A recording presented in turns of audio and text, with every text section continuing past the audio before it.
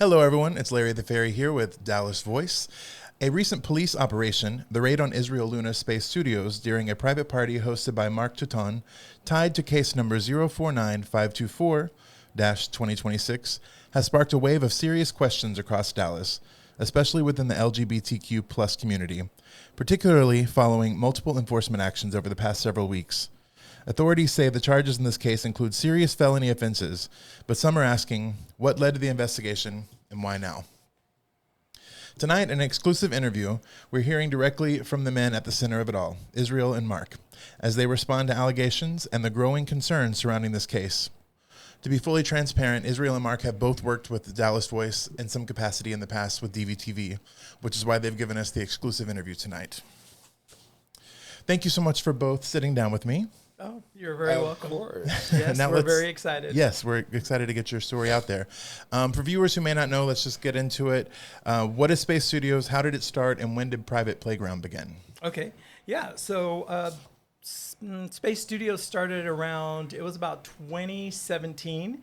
I had found a location off of Regal Row, and it was huge. Mm-hmm. We had private event areas, and we had office spaces, like 50 office spaces. Like I said, an event area, we had like 3 infinity walls and black infinity wall and 2 green screens. It was huge, and I wanted to get that just to help the film community, since I'm a filmmaker ever since 2000, and so I wanted to help the community. So I took that studio, and I was there for about a year, mm-hmm. and then so while I was there, before I moved to the last location where I was in, we were there, and I don't know, I had this big empty room production facility, and I thought, well, you know what, this would be kind of cool just to have some friends over, for some social interaction. And I thought, well, you know what, let me just invite a few friends over. And so they came over, and it was a nice time, and when that happened, I guess word got out and word spread, and everyone was like, hey, I want to kind of go, to his studio. And so I thought, okay. So then before you know it, I don't know, a few months later, it becomes kind of popular. And then I had a couple of regulars that would come in from Houston, and they said, hey, so have you ever thought of charging? And I said, why would I charge? And they said, oh, trust me, I've gone to other cities where there are, events like this, mm-hmm. and they charge a lot of money. And I thought, I'm not going to, why would I charge? I don't know, $10 or something? Yeah. Would $10? And they said, yes, you should do it. And I said, okay, but now I feel like obligated to provide something. So maybe bottled waters or something. I don't know. And what it turns out is a lot of people just don't have places to meet other guys because they don't want to go to their houses, and they don't want to go to a coffee shop or anything like mm-hmm, that. Mm-hmm. And my place was a little more, secluded and a little more intimate. And so, that's kind of how it began. And I thought, well, you know what? It might be kind of fun to just call it something. Maybe I should just call it, I don't know. And I had this old name called Private Playground. And at that same time, I think I had something called Keeping You Private and stuff. It was back in the day when, everyone had like phony names for their chat groups and stuff like that back in the day. Not that, y'all understand. I'm the old fart here, I'm sure. But so anyway. Tell me more, Grandpa. Exactly. Back in my day. Back in my day. So then that's when I had a couple of other members say, so, and this was around 2019, okay. Something like that.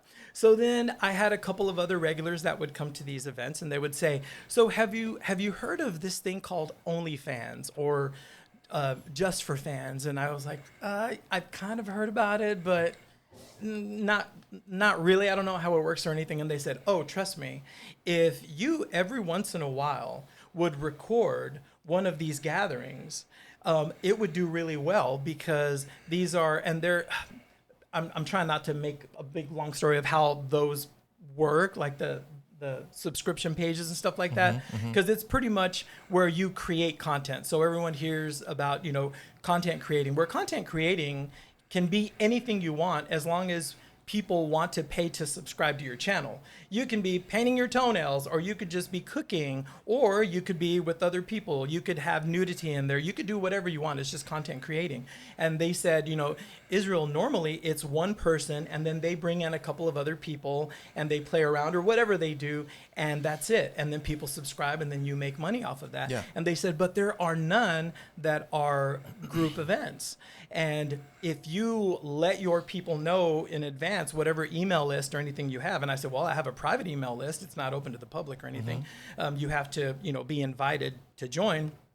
They said, you should try it. And I said, okay, well, I'm going to look into it.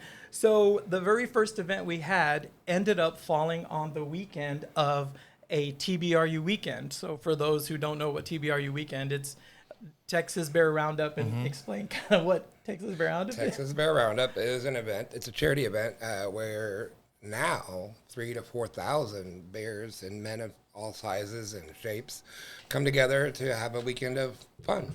Yeah. So for my first video event that I was going to have to put on my Just for Fans page, it ended up falling on a Friday, where that Friday afternoon, it was all over the news that certain bars and certain public places, especially the nightclubs, were going to be quarantined and they were going to be shut down. So now you have all of these men from out of town all gathering in Dallas with nowhere to go. Well, I happen to be a private event space, and so they all ended up coming. And then so what happened was, as all of you know, what happened during COVID is everyone was staying at home and everyone was watching porn. OnlyFans blew up. OnlyFans blew up. Well, so did Just for yeah, Fans. yeah. And I rode that wave. And so that's kind of how Private Playground got started. So at that moment, I wanted to change locations because the location I was in was way too large. And I thought I need to scale down a little bit as far as the size goes, because I know what I had that was really busy and that was working for my previous studio. So I wanted to downgrade as far as like letting go of the office space rentals, but keep my infinity wall and keep the open area to keep it versatile with things. So I found the place off of Mñana. And then that's how I met Marc. Marc reached out to me. So I am, my name is Marc. I go by Chris, or Daddy Chris, as the voice let everybody know. And I started out, I actually started event production with the Dallas Bears and Texas Bear Roundup. And I figured out that I was good at throwing events. I just did it for charity for many years. And I realized I could make money doing it for myself. But my first project was a community project, which is learning of the art of handballing for consensual adults, male persuasion, and I wanted them to have a space to learn how to do it properly and not have to worry about killing somebody or perforating a colon or stuff like that. So I was trying to find a home for my new place, and a friend introduced me to Israel because I was using certain hotel spaces in Dallas that weren't really conducive to what I was trying to do. Because yes, there's a lot that goes with it, but ultimately it's an educational experience as well. It's the heart of it. So I met with Israel, and we just hit it off, and he was like, I like the spark in you. And I was like, I have a passion. And basically I was like, I want to bring back certain events that used to be here in Dallas.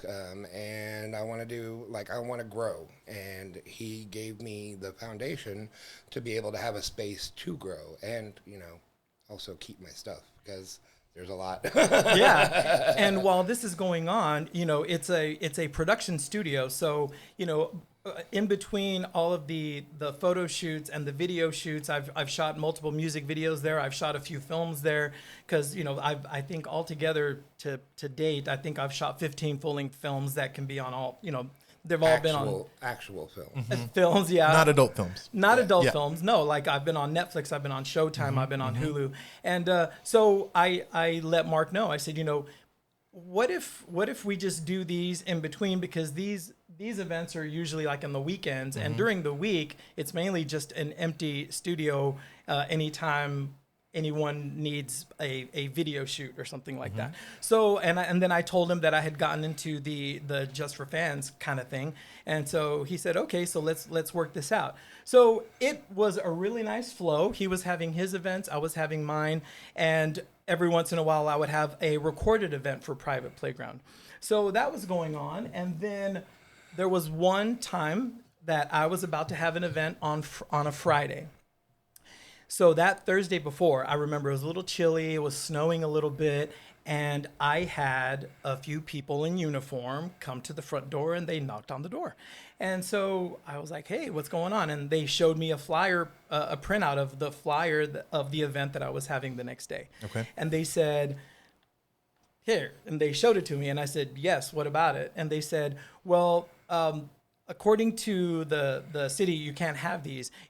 They're legal, but you can't have these. And I said, oh, okay. I thought I could because I've expanded, because they said something about the occupancy limit. And I said, no, but we've expanded. Let me show you inside. So we went inside, and of course I immediately called Marc, and they said, oh, okay, it's much bigger than we thought. We only have you listed as Suite 100. The city does not have 100 and 101 as one unit. And I said, oh, okay, Marc, what should we do? So they told us that they needed to go and talk to us. So we went over there, and that's when the wonderful 6 months of going back and forth with the city of Dallas to be licensed properly. So yeah, tell them about that, Marc, because So we've learned a lot. We have learned a lot.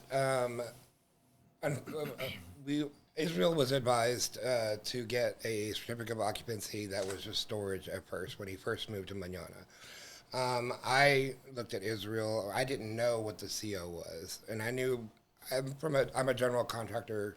I used to be a general contractor, so I do know a little bit about regulations in the city. And so I was like, we have to get the right CO because that's important. And he was like, cool, let's do it. So we went down to Jefferson, and on Jefferson is where all of the city of Dallas zoning regulations and all of that stuff is. And we just got in line, and we were like, we are this is what we do. What do we need to do to be CO'd correctly? And that started, again, the longest 6 months of our life. Remember, Marc, when we thought it was cute, we thought it was going to be done in 2 weeks, and we were going to have the new license. Adorable. No. It's so cute. So naive. No, it took 6 months, and those 6 months, we had to stop production on everything. We could not have events. We didn't do anything, and going back and forth with the city, and then it also, let's be honest, it created strife between us because I had just signed on as. Basically, I was joining the lease with Israel. Yeah. I couldn't produce events, so I didn't have the money to pay my part of rent. Yeah. So again, I made sure to put in all the sweat equity that I could for Israel. Because it was him and his company that helped with the expansion.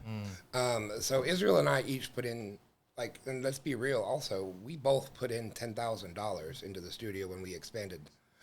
We put in a lot of money, and we $10,000 each. Yeah. And we really went for it because we were gonna go. This was our dream. It lined up. Yeah. And so we dealt with someone at the city who unfortunately took her time on every single thing. And it got to the point where I got frustrated, and I was like, we need to get the city planner involved. And so I started ringing going up the chain of command very quickly. And lo and behold, all of a sudden everything started moving really quick. Yeah.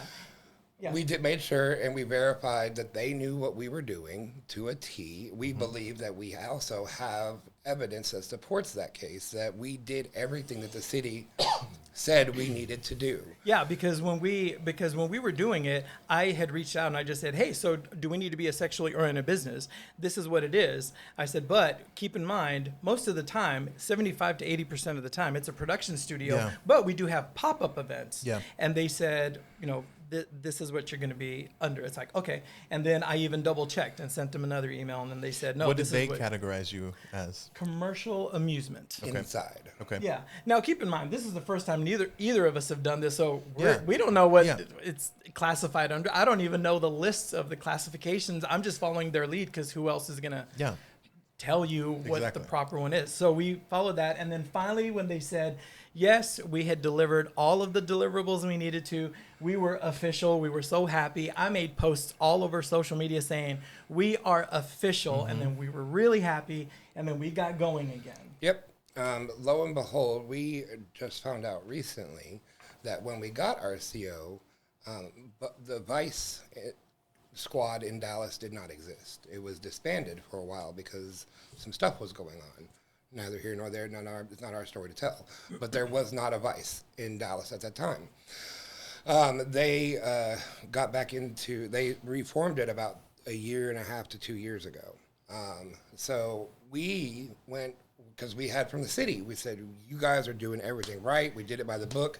So we went gangbusters and went all out. And from what I recall, it was June of 2023 when we were official. And then that's when we started again. And he was having his events. I was having my private playground events. And they just kept growing. And then we started getting reached out by other event producers that wanted to do pop-ups at our studio because they needed a safe space to do it. And I was bragging about the fact that we were licensed properly. Yeah. I said, we're doing everything above board. All of this is legal. What we're doing is not legal. And then it spread like wildfire. And then we were starting to get busier. And I thought, this is really great. The weekends were super packed, which was great. Now, Monday through Thursday, it's kind of dead because it's a production studio, which I started realizing at that time, I guess, wow, this is making me a lot more money than my indie films.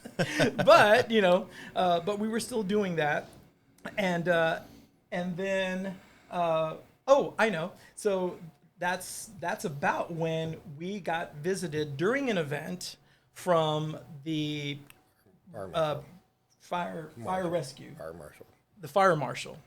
So they showed up during an event, and I said, "Oh yeah, what's happening?" And they're like, "Yeah, what are you doing? Where's your CO?" And I said, "It's right there on the desk," because I was very proud. It's right there on the desk. And then they look at it, and then some because there was like 7 of them, and they looked and they said, "Well, it's supposed to be under commercial amusement." I said, "And it is." And then they're like, "Okay." Do you have fire extinguishers in there? Yes, we do. Yeah. I said, but if you walk in there, you're going to see a lot of craziness. And they said, well, you know what? Okay, we're going to, on their iPad, they said, we're just going to make an appointment and we're going to have someone else come out to your studio and do a full inspection of the entire thing. We said, okay. So I called Marc immediately and I said, they're going to come on this day. So just come out with me because in case they have any questions about the construction, you can answer that. Yeah. So then they came out.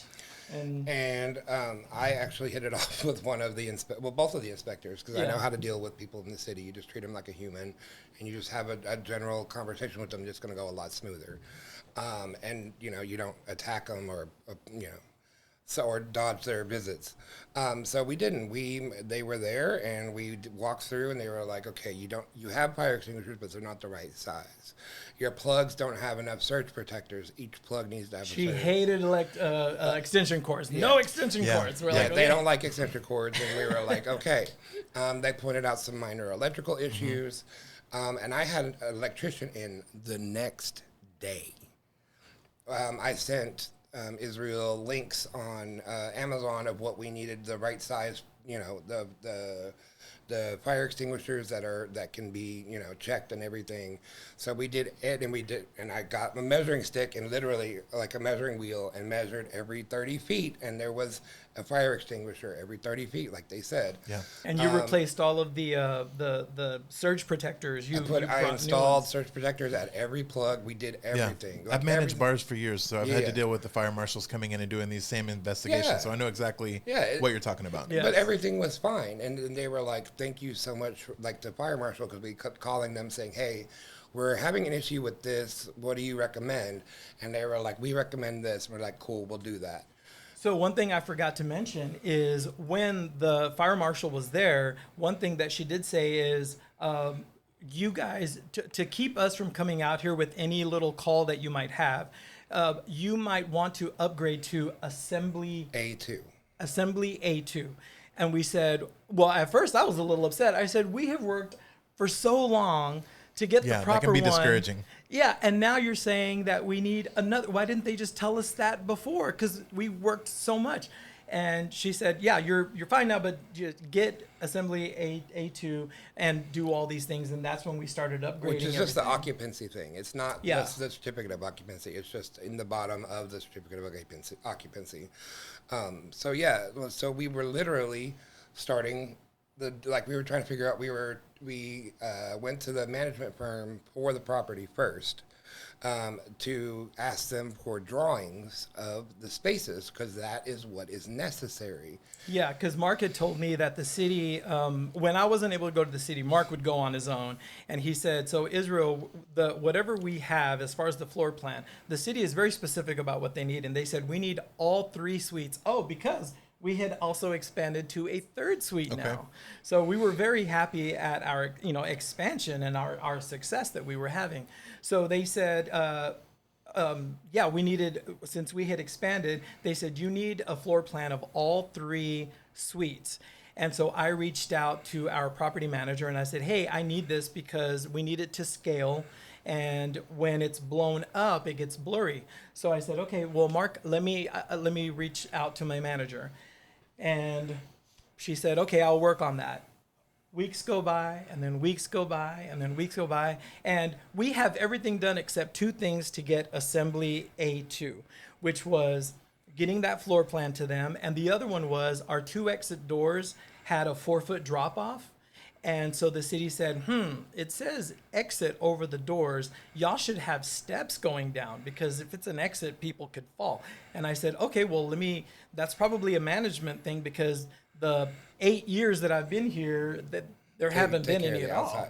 So our manager was taking care of those 2 things. Mm-hmm.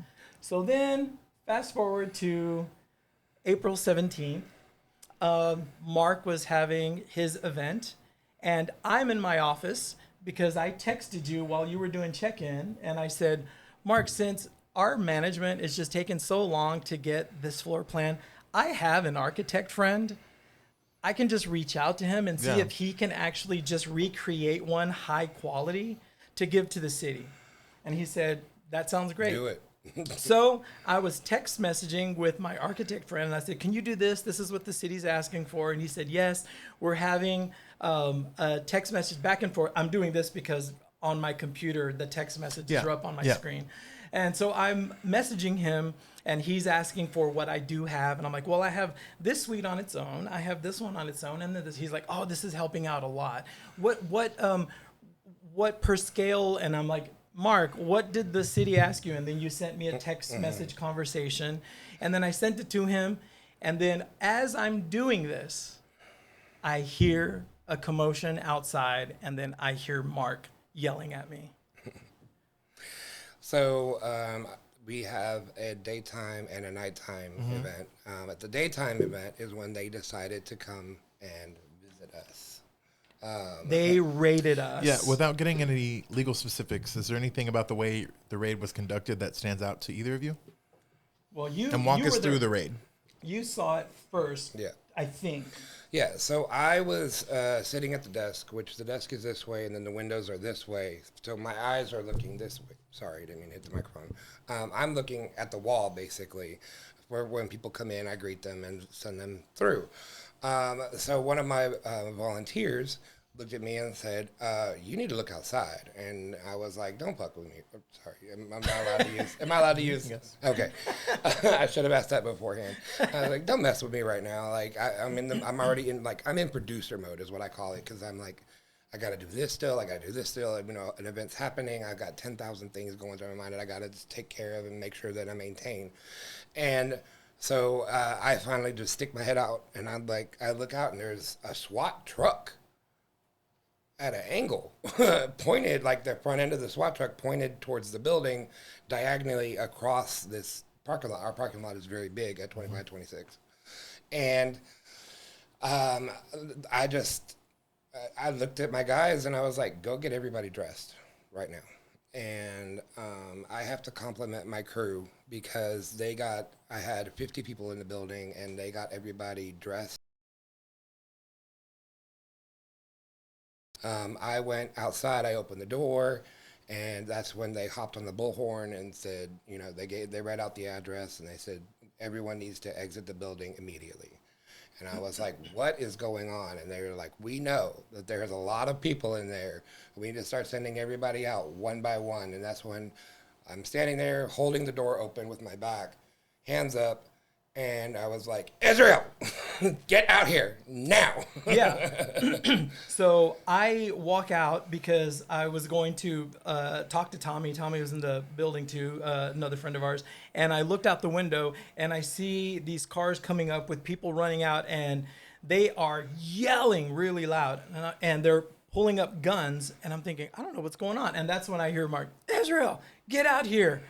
I have my sweats on and this baggy shirt. I'm like, what? I'm going to go out there. So I walk out, and keep in mind, they're not saying, come on out. They are screaming like they have been telling you to do this for 20 minutes and you refuse, and they are fed up and they are pissed off. Mm-hmm. That's how they're yelling at you. Come on out. No de-escalation at all. No. They are yelling at the top of their lungs. And all I heard them say was, we have a warrant. Come on out. And so I'm walking out there, and the first thing I see is you, because the doors are next to each other. Mark's like this. I'm like, I don't know what's going on, but I just know that there are multiple guns pointed at my head. I'm like, I don't know what's going on. I have done some things in my life. I'm a recovering addict. I got sober in 2010 from crystal meth and alcohol, and I have not touched it since. I've done some things in my life, like some big things, and I have never in my life seen as many long guns, is what the cops like to call it, aka rifles, pointed at my head. And it made no sense to me whatsoever. I didn't know what was going on. Israel has his hands up, and he's like slowly inching towards me, and I'm like, stop. Because I've got my hands up, he's got his hands up, and I was like, what is going on? He goes, I don't know. Maybe they're looking for somebody. I don't know what's going on. And I was like, I don't know either. Oh, yeah. So that was the first thing we said was we were like this. And I have my phone in my sweats. So I'm thinking, they're going to shoot me at any moment, because what if they think that's a gun? I mean, this is not my normal, regular world that I'm accustomed to, and I don't know what to do. And so we're looking at each other, and we said, you know what we're doing is legal. We kept saying that. We're like, what we're doing is legal. And the first thing we thought of was maybe there's a killer on the loose. Maybe someone with a gun escaped and they snuck into our studio and we didn't know it. So we're like, yeah, let's do it. Let them find that person. So we just kept doing this. And the little things that you don't realize while you're going through this is your arms, after you're doing this for a few minutes, they start getting tired. Yeah. And I kept thinking, if I bring my arms lower, they're going to shoot my head off. And so for a moment I thought, that's a valid I kept thinking concern. This might be the day that I die. And I thought, okay, I'm just going to rest my hands on my head slowly, and hopefully one of them doesn't shoot. And my arms were hurting so bad that I just started doing this. And I was like this the rest of the time. And we didn't know what was happening. And then you were doing everything else. My guys my guests were lined up, and they're freaked out, obviously. Yeah. Just like I'm freaked out. But they're looking to me, and I know that I'm in charge of my event, and I am in charge. They're looking to you I am responsible for guidance in that moment. Exactly. Yeah. I have to keep a calm head at all time, because I'm responsible for every single person that is in that building. Mm-hmm. So I am, they call me daddy for a lot of reasons. Sometimes I'll be the first to admit, I'm a little short with people when I'm getting in producer mode. I apologize. However, this was a moment of politeness out the window. I was like, line the fuck up. Don't fucking say a word. Just listen to what they say. And I had a couple of guys that were trying to peek out the window. It's like, why are you doing that? I'm like, just get in line. That's literally what my whole mind said. Yeah. And so they're saying, hands up.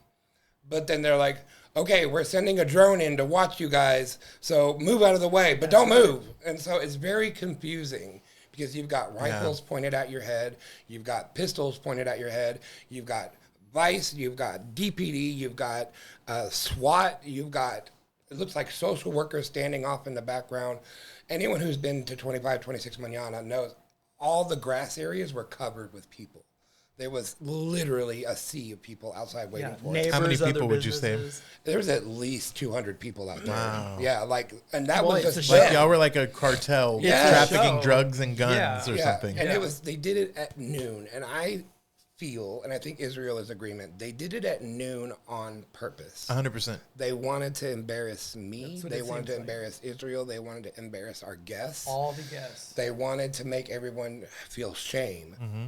And And the search warrant was approved, I believe, 3 days prior from the records. correct. So they waited until that moment when Yeah. they knew that many people were going to be there to They could have execute knocked it. on the door at any time. We have never dodged, and let me say this with 100%.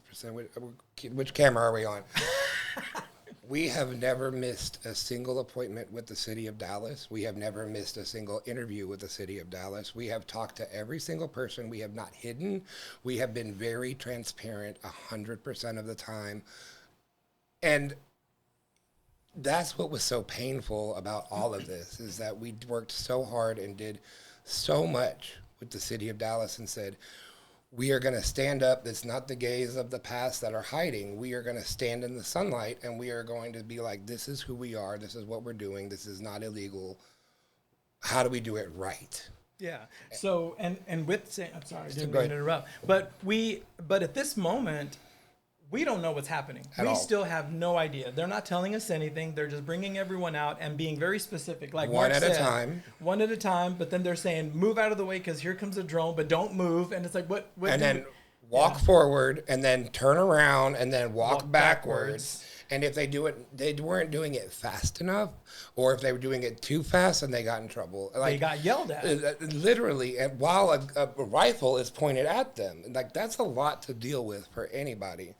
And For so the crime of going to an event with consensual adults, all of age. Yeah, but Yeah. we don't know that. We're don't still know that. thinking Yeah. Again, we don't it's know a- that. It's a murderer on the loose. Yeah. Is what we're still thinking. So they were putting everybody in restraints, not handcuffs. It was the Like plastic zip ties. ties. Yeah. Yeah. So as I look over, because Israel, Tommy, and I are the last ones to get escorted across the parking lot. And so we do our, walk, flip, pot beret, and everything, and did everything that they told us. And they sat me down in the grass in between the two properties. And they sat me in a vehicle, and I thought, and I kept looking out because here I am like this, zip tied. It hurts, and there's no way to sit comfortably. So I'm looking around, and I'm looking at everyone, and I'm thinking, okay, what is happening? I'm still completely in the dark. So I'm seeing everyone sitting on the grass. I couldn't see you. And then a few moments later, well, not a few moments later, I think we were there for like an hour. Wow. And then I see them walk Mark in front of my vehicle going to another vehicle. Yeah.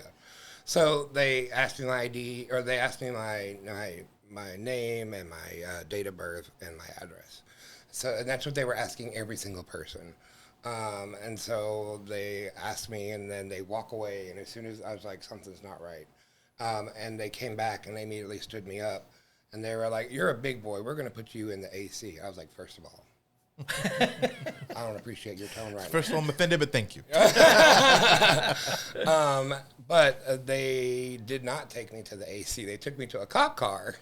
That the AC was not working. Oh my God. I didn't So know I'm that. sitting there again. I am restrained. Mm-hmm. So I have the zip ties on.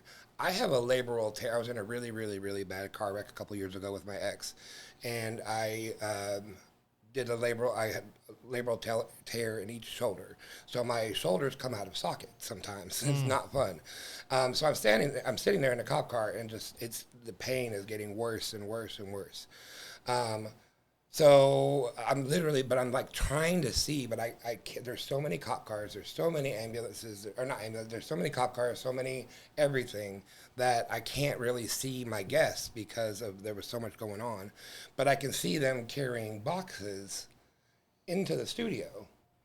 I'm like, what is going on? Yeah. Like your brain is going, what is going on? Is there something I don't know about? Like I trust Israel 100%, but is there something I didn't know? Like did somebody do something at the studio at another event? Like what is going on? Yeah, so then I saw them with the boxes going in, and so they're going in with boxes, which I don't know what it means, but they're all going in, guns, almost like an action movie where they're about to kill some terrorists or something, right? They're all going in. They're going in after the line. Osama bin Laden. Yeah, Again. exactly. And I still thought, I don't know what's happening. Did they find the killer? Did they find the shooter that was escaping? I don't know, because they haven't even asked me what my name is or anything. Just at one moment, there were a couple of cops that said, "Oh yeah, we have the owner here," and I thought, okay, that doesn't really mean anything. Maybe they just know that I'm the owner. So yeah, still they haven't told us anything. Yeah, and then I noticed, because I could see, and I'm seeing what everyone else saw online. I'm seeing people slow down with their cameras and going out the cars they drive by with cameras. Yeah, they lined everyone up kind of on display. Yeah, literally, that's and what they people were did. recording them like they were circus Everybody animals. was going by and slowing down. Even Yes. 18-wheelers were slowing down to get a good look at everything that was going And they're on. all doing this with their phone. Exactly.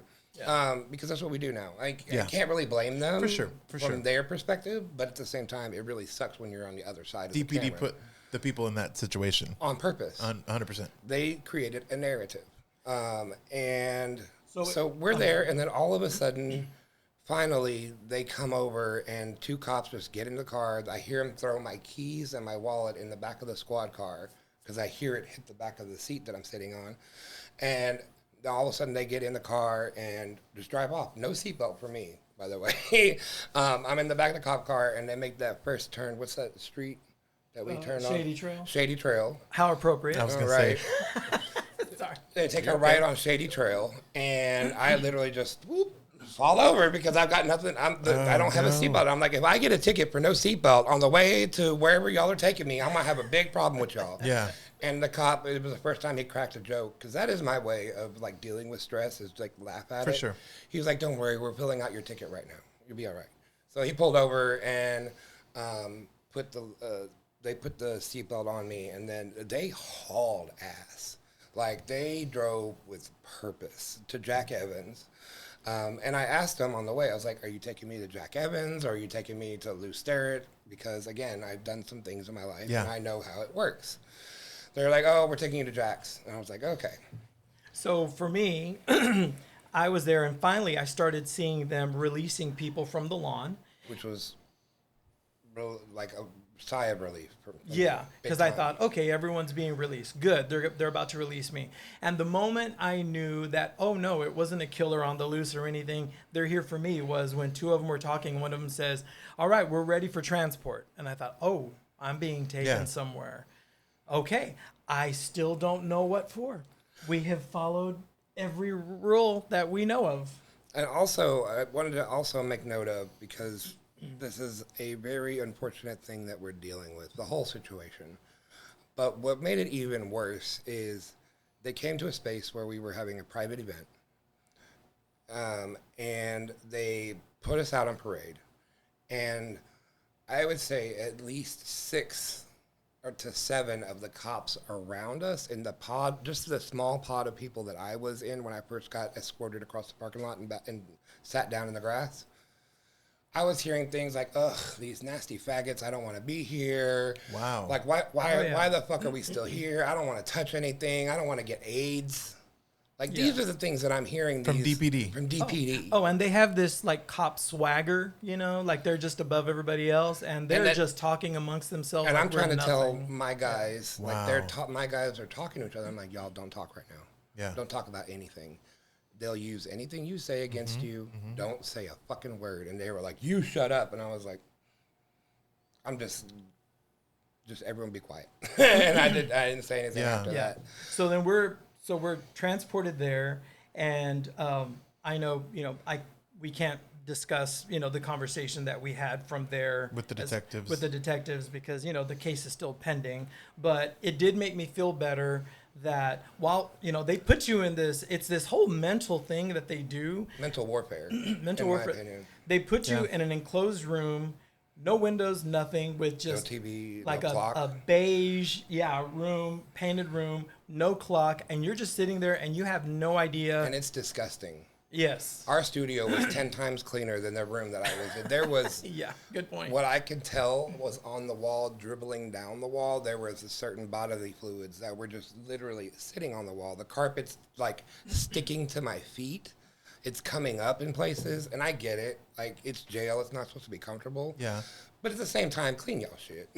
Clean y'all And stuff it was, up. and I remember it was cold Oh, God, as well. So freezing I had to cold. go to the bathroom, and I thought, I don't hear.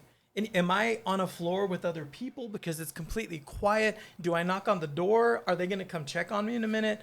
What am I supposed to do? Because I'm just doing the pee-pee dance. Like, oh, I have to go really bad. And at the same time, I'm doing the same thing.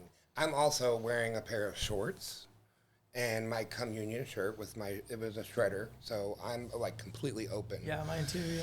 So I'm standing there. No one's coming to talk to us. I don't know how long I was in there. It didn't matter. I was like, I banged on We're the all door. separate at this no, point? and we're still separated. We are still Restrained? in restraints. Yes. And I'm standing in that room and I'm about to piss on myself. So I start banging on the door with my head and no one came. So there was a big red button that said, in case of emergency, press button. So I pushed the damn button. It was an emergency. I had to go. Yeah. And at that moment, when he was doing that, I heard him. And then I felt better because I thought, oh, he's here with me. I'm not alone. Yeah, I'm not And alone. I didn't know that he was there at that point. I thought that I saw him, but I wasn't sure when we were transferred upstairs. But yeah, so I literally, like, I pushed the button and nothing happened. I was like, is this Bird Box? What is going on here? I pushed the button, nothing happened, and all of a sudden I heard a bunch of footsteps. I was like, oh, okay, they're coming. But they opened the door and there was like 7 cops and they were like ready to jump in the room. They were like, what's going on? And I was like, I have to pee and my arms are killing me. I did it as gay as I was like, my arms are killing me. Yeah. Please unrestrain me right now. I have to go pee before I piss on myself. Yeah, and the same for me. I knocked on the door, and then I knocked again. It was kind of gentle, and then the next one was a little aggressive. And then someone came over, and they said, you should knock louder next time. Thanks. Okay, with my head. Yeah, Yeah, exactly. and then I went in there and went to the bathroom. And keep in mind, at this point, we still have no idea what we're doing in there. No one's told you what No you're one's told us being charged anything. with. Nothing. We have Wow. no idea because we're like, it can't be anything that about related the to party, the business, yeah. because everything is legit. Was there a killer? Did somebody do something? Right. We just had no idea. We're just clueless. So when he went to the bathroom, I heard his sneeze. He has a very, I don't know how to put it into words, but he has a very distinct sneeze. I heard him sneeze. I was like, oh, Israel's out there. Okay. Someone else knows I'm here. That's all I need to know. So they came in and they finally did their questionnaire. And so then to speak. we were, I guess, And then, taken- and then they were taken to the wonderful Uncle Lulu's house, Lou Sterrett. And that's when we found out it was 7 o'clock already. Like, Yeah. we got to the jail, it was So 7 hours later. 7 hours later. We were like, Yes. yeah. and we were taken out of police cars at the same time because you were just like 20 feet away. And I that was such a comfort for me of I'm not here alone. Yeah. Marc's right there. We're going to go in here together. And we were. Yeah, luckily, or not luckily, the next is intake. Intake at Lou Sterrett, for those of you who have never done that, it is a 0 out of 10. Do not recommend. I do not recommend you going to jail if you can avoid it. However, they bring you in, you do an initial pat down, basically. They do an x-ray machine. Then you go to the next area where they process you into the actual jail and you start getting a taste of real jail. And then they have these like 5 lines Yes. on the floor, and you have to wait to see the nurse. The nurses at jail are Parkland nurses. Okay. I love Parkland, don't get me wrong. Yeah. Parkland was there for me when I was very indigent, and the Ryan White program at Parkland really took care of me for a long time. But the nurses at jail do not. They're not in a hurry. They don't want to be Yeah, there. yeah. It was very one letter. It's like their community service. Exactly. It's like Oh. they don't want to be there. Well, we were in line, and keep in mind 2 things. One is it's you're there with people that are a lot more crazy than you. Yeah. That you're like, oh, I know why they're in jail, and you're surrounded by them. You're in the same room. Some of them are yelling. Some of them are crying. Some of them are being pushy and aggressive, and you're like, oh my God, who do I need to stand next to? And so he stood next to me. Yeah, and we were in line. Daddy Chris. Yeah, and Because I know how to play crazy. I play crazy real very well. I'm match crazy in a I felt heartbeat. like Whitney Houston. You were Kevin Costner. But it took us 4 hours to see the nurse, just in that one little line, because it was like a little zigzag. Yeah. 4 hours to see the nurse. And that's when, once you see the nurse, that is the moment that your time in jail starts. That 4 hours that you were waiting to see the nurse, that is not credit. Doesn't exist. Doesn't exist. Yeah, when they say, when friends of mine were, I'm jumping ahead, but when friends of mine were saying, oh yeah, you were legally like taken into custody at this time, I'm like, oh no, we were not. We were there. That's not the way it works. Hours and hours before. Yeah. So I was finally able to make my very first phone call at 11:30 p.m. Wow. And for those of you who don't know, when you are in jail, they take away your cell phone. So the only way you can make a call is if you have numbers memorized. They don't let you use your phone No. to get the numbers? No. No, well, I for thought some that people they they would. would, but for us they Okay. didn't. They I did saw them not. do it Okay. for a couple of people at the desk. When I'm going to have to get my grandma's number tattooed on my arm. Yes. Yes. And so Mark said, I know someone's number. And I said, okay. And while you're in there, it sounds like an over the top, out of control, oh my God, to go get your license, DMV. Oh, A gosh. DMV. It's like that. And so Hell on Mark's- earth. Yeah. Hell on earth. Yes. There are basically park benches that are just a little bit oversized, like they're plastic, and there are 4 people per bench, and you sit, and the COs that are there, correctional officers, are there, and they will literally move you around whenever they see fit.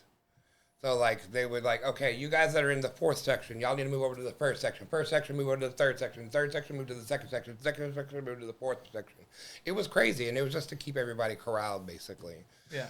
And the phone that you have to use in jail, as I think you were trying to get to, Yes. is a rectangle on the wall, and it has 4 little holes at the top on the side, and then 1 hole down low.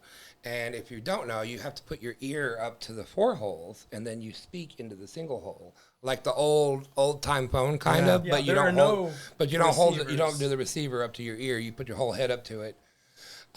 So I immediately called my ex-husband because he's the only number that I know. And his first words to me was, "I am so glad to hear your voice because we could not find you. We didn't know where you were." He goes, the second thing he said was, "This is going to be a huge fight, and so I hope you're ready for it." He goes, "The third thing is, I think you're going to be happy about this. They're using your mugshot from back when you were 20 years old in a Yes. twink." I can attest to that. When we were looking it up, I said, Who is I don't she? recognize this man. I said, is there a different Mark I wasn't unaware with? And it's funny, the actual the photo that they use has brown hair, but it says blonde hair, which I don't know where blonde. I was definitely crazy at the time, so. And that's the moment that we knew that it had already made the news. It was around 11:30 midnight when my phone started blowing up. Oh, have you heard? Have you heard? And I only remember because I was watching the live stream of Coachella because Sabrina Carpenter and Madonna were about to come on. So everybody was like glued to their phones and devices to watch that when my phone just started blowing up. And your mugshot was posted, the old mugshot was posted fairly quickly. Your mugshot took forever to post because they we didn't kept have going one and for him. refreshing and refreshing and refreshing. He didn't have one because Yeah. he's Mr. Innocent. Like, I'm the one who's the recovering criminal. Yeah. And that's literally who I am. I am a recovering criminal, and I have turned my life completely around. And so that's why it was easier for them to just pull the old, mugshot from way back when I was 20.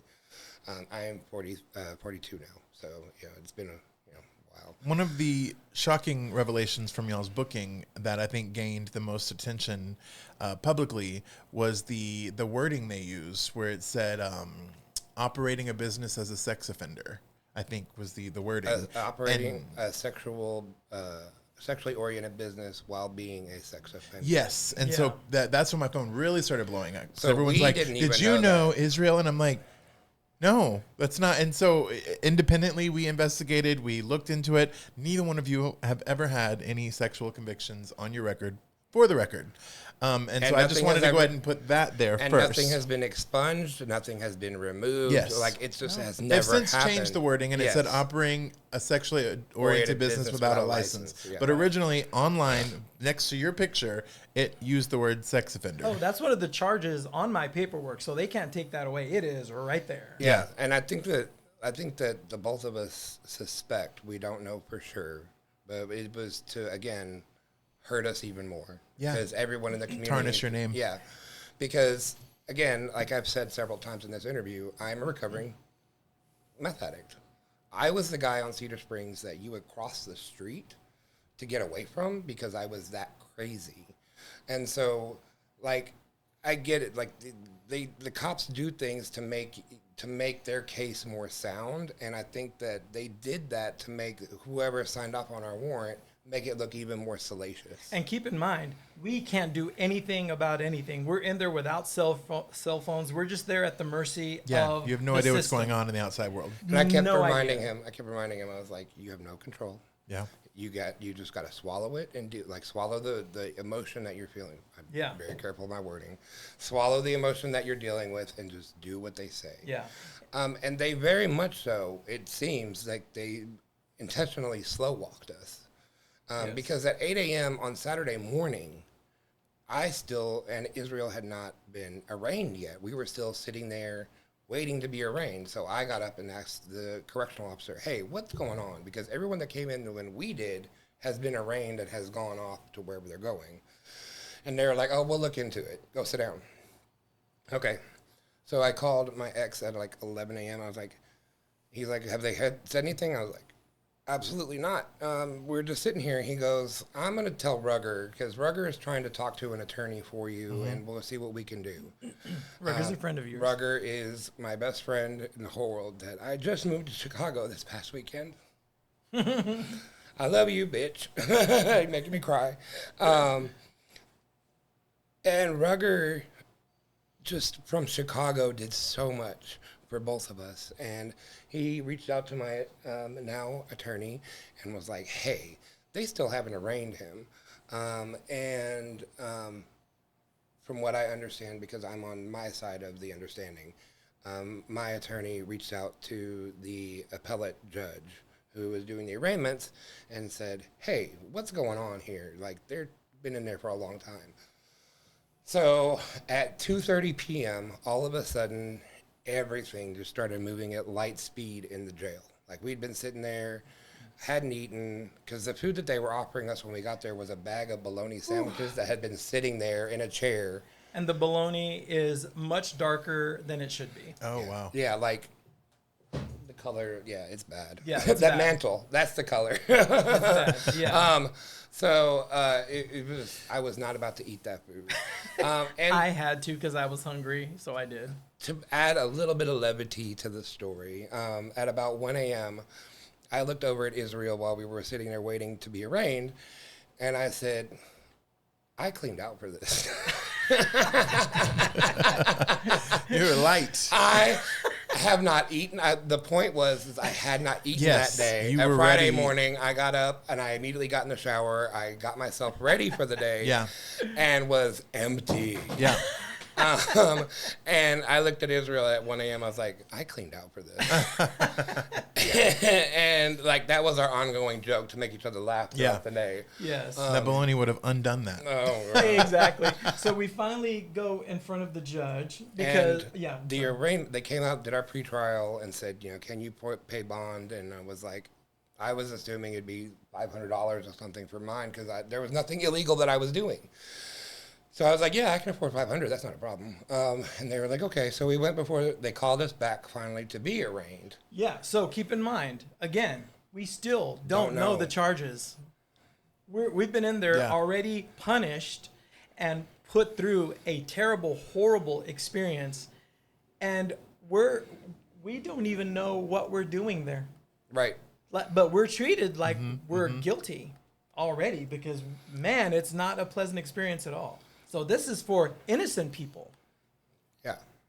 Real quick, I just want to let everyone know watching on the Facebook live stream, feel free to start dropping your comments in. We've got Ben Catan here who is going to be interjecting and reading them to us throughout, and then we'll take questions, live Q&A at the end of the interview here. Yeah. So continue. We do have questions coming in. You have just been doing a great job of carrying the narrative. They're very interested in all of the charges. Yeah. Okay. Yeah. So we'll get to that. That's So, what yeah. they arraigned us, and they started with the women, and they did the women first, and they went over and did the men, and they started going through, and they literally waited that Israel, and then another guy, and then I was the last person in the room to be arraigned. So when they arraigned Israel, Israel stood up, and the judge was like, "These are your charges," and it was the marijuana, and then the charge about the psilocybin, and then a Schedule 3, which is psilocybin. And then Promotion of prostitution. aggravated promotion of prostitution, and then operating a sexually oriented business while being a sex offender. Those were my 4. And so my eyes, Mine Said too. Sex offender. I was like, Yeah. So I'm just standing there looking at the judge, and they even told us beforehand. They said, "You don't have to say guilty, not guilty, no contest. This is not that. We're just going to give you the charges." Yes. So all you have to do is stand there and just listen. And when he told me that, I just thought, "What?" But Yeah. straight face. yeah, I literally, I have no control over my face. I have no filter. Yeah. And I was just like, whoa. So he sits down, and I was like, "Are you a sex offender?" Yeah. And I'm just sitting there with my eyes open, going, "What the heck is happening? Where did they get that?" And I from?" was like, "No, are you a sex offender? Because Yeah. I'm And I not a said, sex offender." "No." And so they arraigned me, and they said the sex offender charge, and I was like, And full disclosure, we have independently verified these two gentlemen do not have any previous charges related to anything that would consider them a sex offender. Period. all. Yeah. So Thank just you. on the record, that has been independently verified. The audience would like to know, when did or did they ever read you your rights? in the interrogation, I was read my rights before they started asking me questions. Yes, and for me, it was a little complicated because they started, and I said, "Hold on, does that mean if you read those, does that mean I'm arrested?" And the person said no, and then they continued reading it. So, as far as I knew, I was not arrested. The question was, I don't know if you're mic'd Your up so they Miranda could hear you, was if they read you your rights at any Yeah, point, my just for Miranda those rights. Yeah. listening. Yeah, yes. So they read us our charges, tell us our charges. But Oh, to I'm be sorry. clear, so they did not read us our Miranda rights until we got to Jack Evans, and then we're going to resume the story back at Lou Sterrett at the arraignment. Yes. So they arraigned me, and they said that my bond was $2,000. I was like, "Your Honor, not to be disrespectful anyway, I was like, would you please reconsider how high this bond is? It seems a little high for me." And he was like, "I read your case, and it was disturbing, and you should be ashamed of yourself for even being in this courtroom in the first place." And it was very Wow. guilty before, and I was Yeah. guilty at Yeah. that moment. And I was like, "You know what?" I said, "Mark, shut the fuck up. Yeah. Shut up and listen." Yeah. And I was like, "Yes, sir." Yeah. Unfortunately, at that point, you have no power. Yeah, and just signed off on it. They knew that we were both waiting to be bonded out because we both had friends that were going to take care of us. Yeah. And we knew that. So, again, I said that things started moving at light speed, and I think you'll agree with this. Once we got arraigned, they take you to another holding cell, and basically they give you enough time to make 1 to 2 phone calls. And then they pull you to start sending you upstairs Yes. to get changed out. Now, I don't know about you, but when this is happening, you think, okay, we've seen the judge. They've given us the charges. We're about to be let out. Well, as one of the other people in my group are kind of asking, there's this one cop that just walks by and says, after you see the judge, it's about a good 4 to 6 hour wait before you're released. And then we're all like, what? Oh, I knew that I was in for a wait still. Mentally, I knew that I was in for a wait. So I told Israel, I was like, "Call Tommy." My outside people, so my ex and Rugger and a couple of my volunteers went over to this. Well, one of my volunteers went to the studio to check on things. Got Tommy's number. Tommy and so they brought the number to my ex, and then we called, and we had to literally get the first 3 digits, run over to the desk for the correctional officer. Yeah. So how it happens because we is, couldn't write it down. Yeah, his ex on the phone had Tommy's number, my boyfriend. And so I went to one of the people and to one of the cops, and I said, "Hey, can I have a pen?" He said, "I can't give you a pen, but I'll write it down for you." So his desk is over here, the phone's over there. So I was doing Way a back across and the room. forth, 3 numbers at a time, Like to a get relay his race. number. Yeah. And then once he wrote it down on a napkin, that was like gold to me. Do Yeah. not lose this piece. This is of a paper. horrible episode of Survivor that I don't want to be a part of. Yes. Exactly. So that's how that happened. So after we were arraigned, I went ahead and called my ex and said, "Hey, my bond is $2,000. Can you go bond me out?" And he was like, "Sure." And I was like, "I'll send you the money as soon as I get done, or I get out of here." And he was like, "Okay." So they just started moving at light speed, and I finally did eat something that night, Saturday night. I had to eat something. My stomach was like killing me, and like, I'm a big boy and I got some stuff to burn off, but still at some point your body is just like, I need more fuel. Yeah.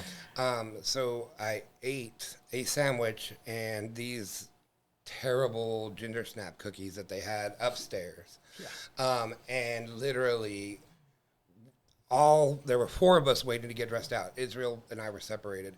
We all ate the sandwich and the ginger snap cookies. I don't know what happened, but all 4 of us just immediately laid down and just all went to sleep for a couple of hours. Maybe putting some sedatives. I up think in there. that's what it was. There was Allegedly, just kidding. a little Benadryl or something. Yeah. But yeah, they did the whole, squat, cough, turn your head, like you'd be Embarrassing. Oh my gosh. Yeah, like I didn't even think about that. yeah. And then they give you the most terrible boxers you'll ever. The fabric is ugh. And now, but didn't it say like something Property jail of or the whatever? property of the jail, and Yeah, you could you're tell that it's been awful. used for years and years and years. So you had to all return it kinds of before you stains. left. Yeah. Yes. Ugh. So we're finally released. And they're now selling those online. No, I'm kidding. Yeah. So basically, it was so crazy. I kept saying, "Hey, don't transfer me upstairs." Like I had any control over it. Like I'm gonna be bonded out. I'm not one of the people that are gonna be like, "Oh, I'm getting bonded out," and never gets bonded out. I'm getting bonded out. Yeah. They're like, "Well, sorry, you gotta go upstairs." So they send me upstairs after hours, and literally, I have time to. I go into the pod. They assign me to a bed. I go to the bed. I make the bed because I'm like, I just got to make the best of it. Maybe I'll get out tomorrow morning. I know I'm getting out. You'll be okay. So I make the bed, and then I go to. I'm like, well, they're playing one of my favorite movies downstairs on the TV. So maybe I'll just go watch that. I go downstairs, but I forgot that some of the paperwork that I needed to go over was up in my bunk. So as soon as I go downstairs to look at the movie, I go right back upstairs to grab it, and then the CO flashes his light at me and goes, "Pack up, Tuton, you're moving out. You made bail." And I was like, "Bah!" Literally grabbing everything, and I'm like, "Yo, do you want this?" Like asking the cellies, like, "Do you want this? Do you want this blanket? Do you want my toothbrush? What do you want?" Like, take it. So I'm swapping everything out with everybody, and then I'm like, "Deuces, gotta go." Yeah. I was processed out actually pretty quickly at that Yeah, point. I I was was not. out by 9:30. I was not. This is Saturday. So. Saturday Saturday 9:30. now. So I'm there by myself, and I finally decide I'm gonna take a nap because they were like, it's gonna be 4 to 6 hours. So they take you in this room. There's other people there, and of course, they're bringing in new people, and those people are unhappy, and you can tell they've been there a lot of times because they're just being mouthy and loud and banging the windows and so I thought, okay, I'm just gonna shut up and I'm just gonna sleep. So I slept for a while. You have no idea what time it is, and then finally they call me, and then by the time you're processed out, it's another hour and a half because they do everyone in groups. And then I finally get out. Tommy's there. He's in tears, and I'm like, oh my God, give him a hug. He's like, oh my God, it's so good to see you. And this is 2:00 in the morning. That Saturday night, Sunday morning Yikes. is when I get out. So I get there and I just think, I just want to sleep tonight. I don't even want to know what's happening in the outside world. I don't know what's happening. All I know is what we knew from the couple of phone calls. Yeah. And I remember Tommy saying, Israel, I just want to let you know that they ransacked the studio. And so in my head, I was thinking, please just don't let the studio be a big mess, because I just need some normality in my life. And so we slept, and then the next morning we went, and that's when I noticed, oh, he and some friends had actually cleaned up some stuff. And then that's when... So before you go there, Yeah. So when I got out, when I was released, there are absolutely no phones available once you start dress out. From that point on, there's no more free phones. So you'd have to have somebody set up their phone. Like it's a big process to be able to get calls from jail, and it's expensive. So I got out, and like I was thinking, okay, maybe I can make a call like in the vestibule, like at Lucerne. There used to be a whole bank of payphones, but of course I get out there, and they were just wires hanging out of the wall because they've all been ripped out. So I didn't know what to do. I was like, I don't know who to call. I didn't even know who my bond company was at that point because they didn't give me my paperwork on when I got processed out. So I was like, you know what? It is 9:30 on a Saturday. The Dallas Eagle will be open, so I'm going to walk on over. Oh, yeah, you're right to over the there. Dallas Eagle. Yeah. For those of you who don't know, Lucerne is very close to the Dallas Eagle. It is 2.5 blocks. You know, in movies, they have the scenes where someone walks into the bar and, like, the music scratches and it goes, they're all, yeah. When I walked into the bar, because I was still wearing my communion shirt and my gray shorts that was all over the news. So I walked into to the Eagle, and it was like everyone stopped and, like, and I was just like, I went over to the door person, and I was like, is Brian here? And he's like, yeah, he's in the back. I was like, thank you. And I just made a beeline for the back. I didn't want to talk to anybody. Yeah. I just need a moment. So I went to my friend Brian, and I was like, can you please take me? Because they left my truck at the studio, and I had my keys so I could have transportation again. So he was like, yeah, just give me a few minutes, and I'll talk to my manager. It shouldn't be a problem. Brian is one of my volunteers. And literally, I will say this, when we saw each other, we just kind of ran at each other and just gave each other the biggest hugs. And I just started crying because I'm that guy. Like, I'm a big, like, I have a tough exterior, but I'm a big old softy inside. Like, I can't watch Steel Magnolias without bawling at the end. Well, and just hearing what y'all went through, that's emotional for It was- anybody. it I was a think lot, anybody would yes. have that response. So, yeah, and one of my other volunteers, Enrique, said that he was performing at Gay Bingo in drag, and he said that he got like 40 text messages that that I and Israel had walked into the Eagle together. Fake news. Fake news. Fake news. But I went to the studio, and walking into the studio, and Tommy did a phenomenal job cleaning up what they did.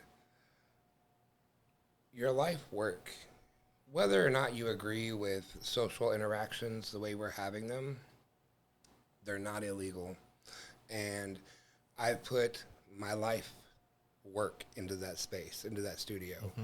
And I walked in and just immediately fell apart because we had a cable system in the ceiling so we could put curtains however we wanted throughout the room. They just ripped them down.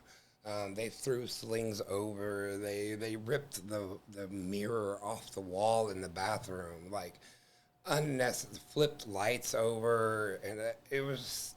They cut there was a safe that was like, it looks like they took the jaws of life to it, basically. They completely disrespected our home and our safe place that we worked so hard and did put so much effort. That was a safe into. place for many people. Yeah, like all of it. It didn't For matter. years. Yeah. Yeah. For years. Whether you were a drag queen, whether you are a gay man, whether you are a trans person, whether you are a straight person making a movie, we have provided a safe place for people to just be who they are and express themselves how they see fit. And to be disrespected like that was just the ultimate, for me, disrespect. And the first thing that we did, we called everybody to the studio that... Oh, well, hold on. Before you do that. So at that moment, that next morning when we went to look at the studio, I'm very grateful that Tommy, once again, and some of our friends, I'm very grateful that they cleaned it all up. After our terrible experience, and then seeing the studio and knowing, you know what, they have just ruined this safe space for us. What I wasn't prepared for was the fact that it was already out. The story was out everywhere. Everyone was sharing what we have already been labeled from the police. And the comments of just pure hate from people going, good job, cops. Oh, what? They're sex offenders? They deserve this. And just negativity, negativity, negativity. And I hope that she's watching that, but one of my teachers from school decided to hop in on one of the posts and say, I taught Marc Tuton, and she said it was high school, but I'm pretty sure she was actually my elementary teacher, and she was so ashamed of the life that I had chose to live.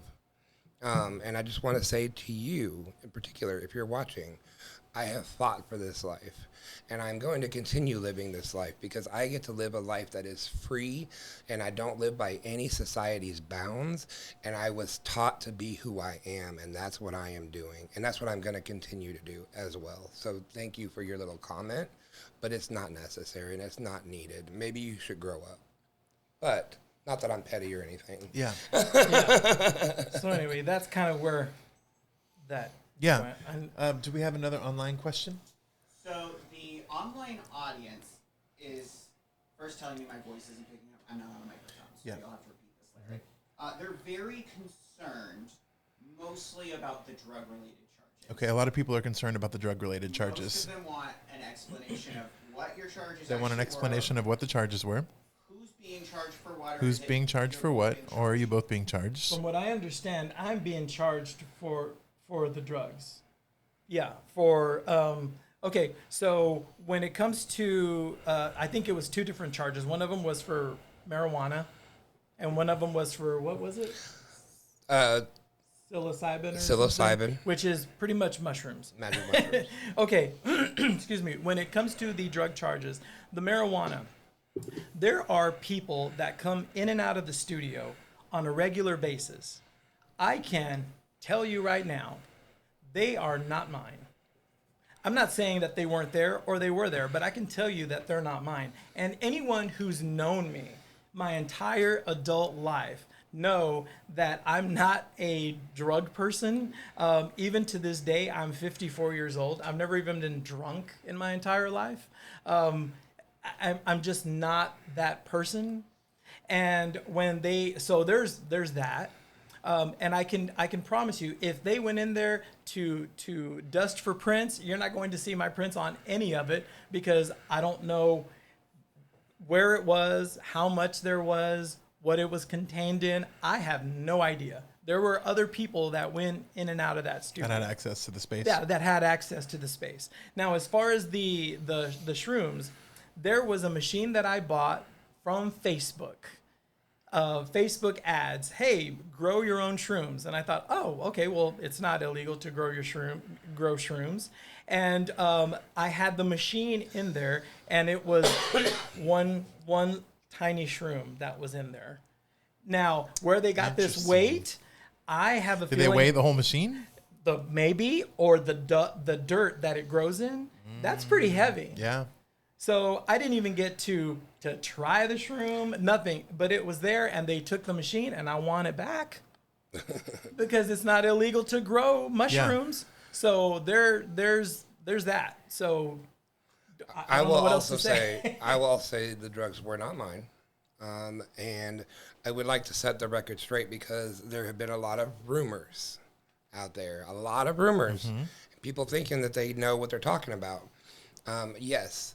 My teeth have been removed because I am a recovering drug addict. I did a lot of methamphetamines when I was in my 20s, and it ate my teeth, and it just got to a point where I'd put $35,000 into my mouth, and it just crumbled. It kept crumbling, so I got tired of it. So Tuesday, after I was arrested, I got my teeth removed, my upper teeth. Poor Marc, can I say he was such a trooper because in the midst of all of this, we haven't even got to that part oh yet. my God, that's right. Yeah, he's getting his teeth pulled out during all of this, and Because I'm finally getting this year has been a lot of all of a sudden change for me. I've been big, I've been small, and I'm on a downward trend with my weight loss thanks to Tirzepatide. They're not sponsored, but it's been really helpful for me. And I've decided to finally have my teeth fixed because I've been embarrassed about my teeth for a long time, especially when my front teeth started just disintegrating, and I had no control over it, and I couldn't afford to keep spending $4,000 or $5,000 a pop to get these teeth fixed. So I decided to have them all pulled out and get dentures, basically, because it's time. Yeah. I'm a 42-year-old man who did a lot of drugs, and it turned his life around, and it was time to finally fix. This is the last bit of my meth addiction that's still present in my life. So you said there were rumors going around. there are a lot of rumors going around. I have not and do not. Everyone who knows me knows that I am vehemently anti-sex and drugs. And yes, I get it, and I'm not judging. Meth does stuff for people. I get that. But in any of my parties, and anyone can double check this, triple check this, I have lots of people that you can talk to that know this. I do not allow anyone into my space that is messed up on anything, because the moment you have the police show up because someone's intoxicated on meth or GHB or something, then you're on the radar. Yeah. And then they're going to keep shaking you down until they shut you down.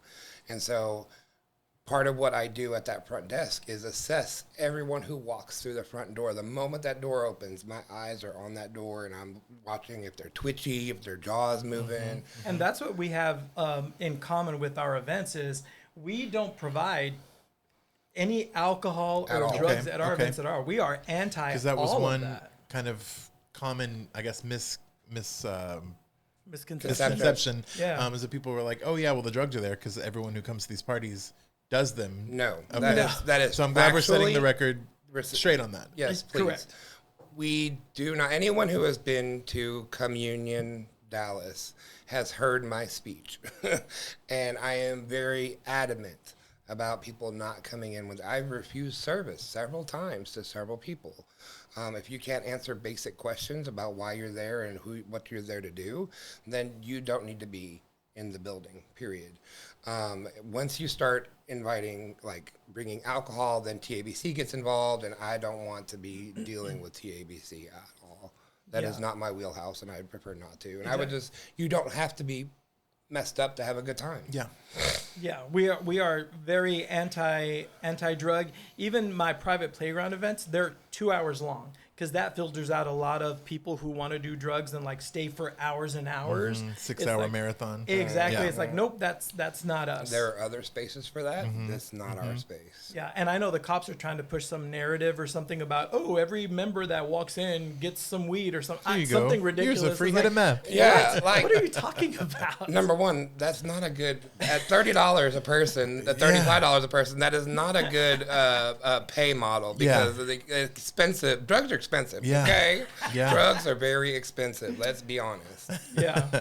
Okay, how have your lives changed since the arrests, and how has it affected your businesses? Want me to go first? We're gonna talk about Tuesday after we got arrested and got out of jail. Yeah. So these things that are never talked about, I want everyone to know is, as we have repeated over and over again, we were taken in there. We had no choice. We were doing whatever the law told us to do when we were incarcerated. They label us with names, give us charges, and then we are set free into the world because we paid a lot of money to a bail bondsman, right? Now, we are already guilty. There is no such thing. I call bullshit on, you're innocent until proven guilty. No, it's the other way around. You are guilty until you are proven innocent. And the public that already doesn't like you are going to use that. It doesn't even matter if you're proven innocent. They're going to say, nope, I don't believe it because you're going to be guilty from now on. Yeah. So there's that. That is already looming over you is all of this negativity. Now, I will say there was a lot of support that I got from a lot of people that know your events, that know my events, that know my studio. And I've been very upfront about all the goings on at the studio. So there was a lot of support of people saying, oh, none of that sounds right. None of this that is adds true. up. Yeah. None of this adds up, exactly. And so what happened is there was a domino effect that happens because, is that what you're talking about? Yeah, that Tuesday is once it hit the news, next thing you know, Tommy and I are at the studio. News means Channel 5, Channel 4, Channel 11, the big news stations. In Channel town. 8. Yeah. Yeah. Dallas Morning News. Yeah. And all over the internet. Dallas it's Observer. there. The moment that story hit, the next day, we're at the studio and there's a pulling at the door, and it is our owners, the owners of the property Building. of Yeah. the building for Spayse Studios. They were going to lock us out. And we're like, what's going on? They're like, well, you tell us what's happening. And I said, well, it's all, and at this time, keep in mind, the moment we got out, everything is going 100 miles an Yeah. hour. You hit the ground running. Yes. Everyone wants to talk. Everyone wants to know what happened. Like, you're being pulled in, like you're wanting to talk to your lawyer and make sure that you're doing your Get bail. a lawyer. You get a lawyer. Yeah. All of these things and get your life back on track. And because everyone's an expert. Oh, yeah. Yes. Everyone's an expert. Yes. Everyone knows I've noticed that in the exactly what to comments. do. Yeah. Even my friends who knew that I was going into this were like, oh, well, you shouldn't. I'm like, okay, thank you, legal expert. Yeah. Thank you. Exactly. So they said that they were going to change the locks the next day at noon.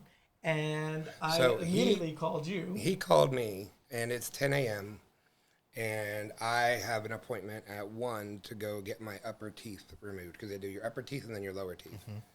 And he said, you might want to sit down. And I was like, no. No, nothing else. I can't do anything else right now. He goes, they are changing the locks at noon tomorrow at the studio. And I sat down because Yeah. I have probably $30,000 worth of equipment at the studio myself that I've worked very hard. And we've been there almost 10 years. So we have accumulated stuff. Yeah. And the studio is going like a well-oiled machine with things in place everywhere. Yeah. It looks amazing. Even Yeah. the manager, when she had come out for some other reason, like to check something out, she said, wow, your studio is actually really much cool. nicer Yeah. than a lot of the other properties that we have. And I said, thank you. So there's that. So I crashed out. Like I was like, I can't do anything else. I've done everything else I can do. I can't handle anything else. I couldn't even think to call my attorney to give him a heads up what was going on. Like, that's how scrambled my brain was at that point. And so I was like, you know what, Israel, just give me a minute. And I hung up and I called my ex and I was like, I don't know what to do. I can't take anything else. I started crying. Yeah, and what screaming. else? I What was like, more? I cannot handle anything else. And he was like, it was very like, he grabbed me by the shirt collar, like, he didn't actually do it, but like over the phone, grabbed me by the shirt and it was just like, snap out of it. Yeah. You got this. Yeah. What's first? And I said, I need a storage unit. He goes, I can do that. Go get your, he said, I'll go get your storage unit. You go take care of your teeth and then we'll take it from there. And that was enough for me to be like, Okay. okay, Yeah. I got this. So I called him and I was like, we're going to make it happen. Yeah. I'll rent a U-Haul truck.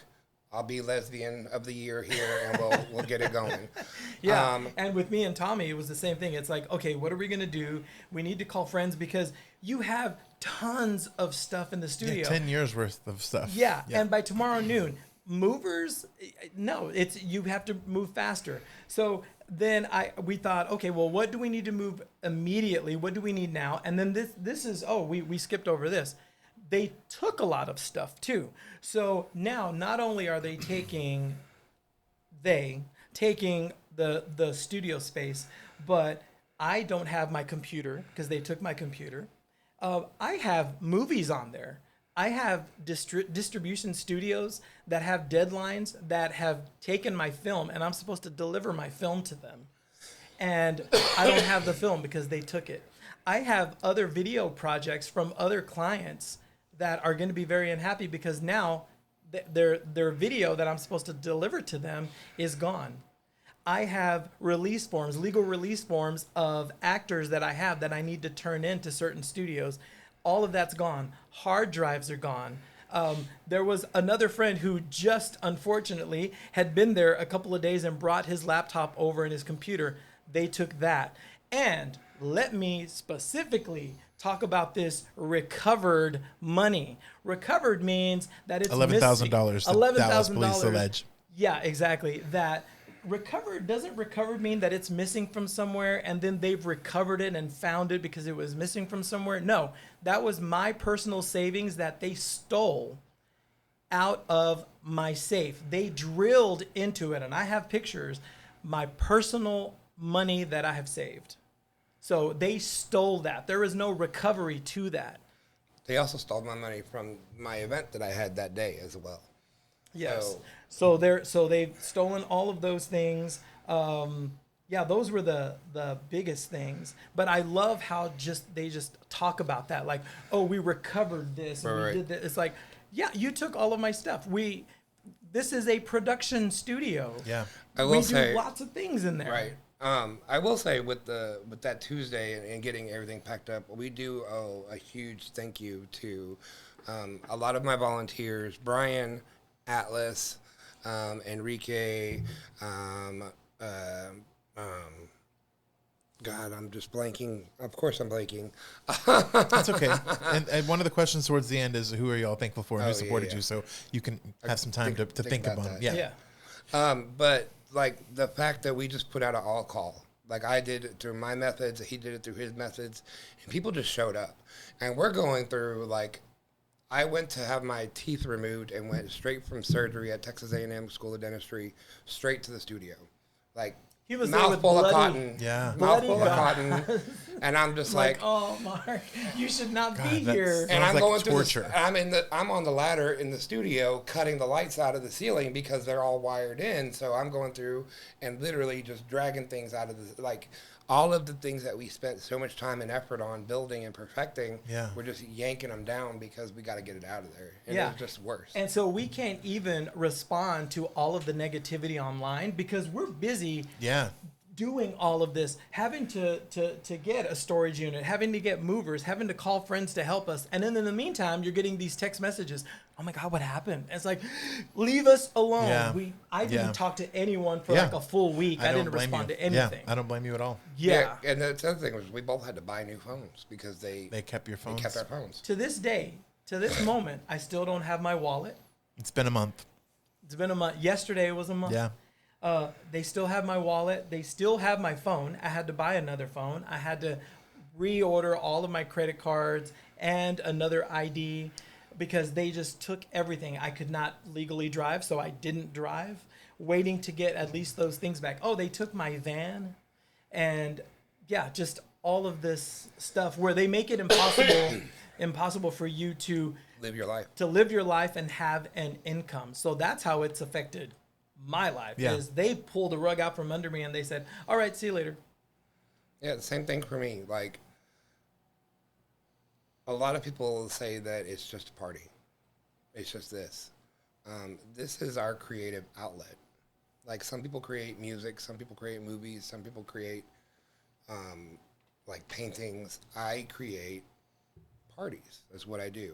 And social interactions that are very, like, down and dirty and, like, 70s and 80s. Like, it's a lot that goes into it, and I've worked really hard, and I've built a name for myself in that world. And to have that just yanked out from underneath us is... And then calling it prostitution is like, where do you get this from? Yeah. Do either of you know what may have sparked the raid and subsequent investigation, and why do you believe police came after y'all specifically? Well, to answer your first question, I have no idea because we have done everything legitimately. Every flyer we've done is the same type of flyer that we have been doing for years. And so I have no idea what they have to justify not just coming and shutting us down or whatever you want to call it, but the SWAT style raid that they did was completely ridiculous. They could have just come and knocked on the door and said, hey, you're not licensed properly. So we could say, but we are. Yeah. Here's the proof. There's a growing number of people speculating that this is Dallas police targeting LGBT figures and businesses. What's your reaction to that? And do you feel like y'all were targeted for that reason? I think that's an aspect for sure. I think that they thought that this was going to be an easy hit, and we were just going to, roll over and deal with it. And I don't think they realized how well connected that we are. Yeah. And that we had done, how much work we had done previously. I was offended like several times by Dallas Police Department when they inferred or made it seem like I hadn't done anything. Like I hadn't looked into anything about having events in Dallas. Like I hadn't done any due diligence whatsoever. And when I say I spent 6 of the longest months of my life dealing with so much and getting the right CO and everything, and like, yeah, especially when you go over to Mñana, especially at night, especially you go down Shady Trail, go down to the Waffle House. The Shady Ladies. The Shady Ladies of Shady Trail. If you go down to the Waffle House and just sit there for a couple hours, it's amazing what you'll see. Or around the corner from the studio at Las Chicas Locas. It's very interesting that they chose to look past all of the other things in the neighborhood and zero in on the one gay safe space. Oh yeah. Which we aren't targeting those places either. We're glad that they're safe spaces and they're open. Yeah. We're just highlighting the fact that those were overlooked Absolutely. in exchange for an LGBT business. Exactly. Oh yeah, and we're both convinced that, like you said, that we were easy targets, and luckily for us, because of the connections that we have, and like for me personally, I remember thinking this entire time, if I didn't have the money to just get a new phone and to get these new ID, and the cost of moving, the cost of storage, all of that, if I didn't have the means to do that, I would just give up. I could see how many people probably this happened to, and then they just gave up because they couldn't financially do it. Well, we can, and we're planning on doing it, and we're going to let them have it. Absolutely. What would you say to people in the community who are worried something like this could happen to them next or their event next? Oh, well, yeah. It's a reality. It's a reality. I'm going to tell you right now. Buckle up. From our experience, you can be licensed properly. You can do everything by the book. You can do whatever you want. Like Larry, for example, right here. If they came in SWAT team style and they pointed guns at you right now and said, "Get in the car," you would do it. Yeah. You would be put in Have jail. no choice. Yeah, Yeah. you would be put in jail for a day and a half. And then when you come out, oh, guess what? They're saying you're a human trafficker. And you don't even have a clue until you've walked out of the jail, and everyone has already labeled It's already you on the news. a sex trafficker. It's already on the news, and there's nothing you can do about it. And now everyone's labeled you as such, and now you can't get any jobs with anybody. You can't be any correspondence on video. You can't be, and you've done nothing. It's just from what they have charged you with. Charging does not mean convicted, people. Charging means, oh, they assume, they think, they speculate. They speculate that you did these things, but it's not proven. But the world has already chosen, and now, luckily for me, Just so you know. yes, On that exact point, yes. they want to know, have People you online been are asking- actually arraigned, If y'all have been arraigned, Yeah. or like do you have a court set up, or for is there all of future these court charges? dates for arraignments following Yeah, these charges? we were arraigned before we were released out of jail. You have to be arraigned before you can get bond. So your arraignment is saying, these are your charges, and this is how much that we think you should pay to be able to be released from jail. Yes. Or your own recognizant, or basically supervision until you go to court. Our first court date is June 1. June 1st. Yeah. It's The coming first up. day of Pride. Yeah. Happy Pride Month, Funny enough. everybody. Funny Yeah. enough. It's all of it. All of the signs point to a certain direction. I can't say, Israel can't say for certain because we don't know, but we know how we feel. Yeah. And that's what we are most wanting people to understand is, yes, we know that some people out in the world may not like what we do, but it doesn't matter because it's not illegal. Yeah. The law is on our side in this situation, and Yeah. we did everything that we were supposed to do. These were all consensual adults doing things that consensual adults do in private. And whether or not you like it, it doesn't matter. It's still legal to do. We followed the rules with the guidance of the people that Yes, the we're powers that be. supposed to follow. And we have a paper trail, which we're hoping, we strongly believe Yeah. that it's proof enough. But, we'll see. That's why we got attorneys, because we're like, oh, we got receipts. We got receipts for everything. So, How would, for people who only know y'all because of this, they've only seen the headlines from the Dallas Observer and WFAA or whatnot, how would you describe yourselves to them outside of this, just in the broader spectrum, for people who only think of you as these horrible sex traffickers? want me to go first? Sure. I want people to know about me that I am loud about being gay, loud about the expressions that I want to give, whether it's through movies, whether it's through music, whether it's just providing a safe space for people. I'm not afraid of a fight. I'm not afraid of a challenge. As long as it's legal, I am good to go. So I don't care about reputation. I honestly feel that once you have your reputation tarnished, then you can fully live in happiness and full creativity in your life, is what I think. So there have been a few people saying, oh, just be careful about your reputation. I don't care about my reputation. It was ruined a long time ago, and I have not been happier since. So I want people to know that about me, is no matter what type of person you are, or embarrassed about a certain kink you have, or a certain I don't know, just anything, you can come to me, because I'm just not a judgmental person, and I understand that we are all humans with different desires and different things that we're into. Hey, great. If I have a safe space for you, I'm going to provide an event for you on whatever you have. I want them to know that about me. Mark? Who I am. I am the guy that always comes through and protects the underdog, because I was the underdog. I was the kid who was like considered the ugly kid for a long time, and then I just kind of grew into this body that, like, when I turned 18 and moved to Oakland and started working at Moby Dick way back in the day, and all of a sudden this body, like, because I was working at a bar, my body changed physically because I was doing physical labor. So I became, quote unquote, attractive and gay pretty. And so I never forgot how painful it was going through being teased all the time. So, but also what the core of who I am is I am a sober individual who has gone through a lot. I've gone through a lot of abuse from my family. I've gone through a lot of abuse from a lot of things. I've even inflicted abuse over the years. I've done some really bad things. However, I have turned my life around. And in 2010, I really turned my life around and got sober.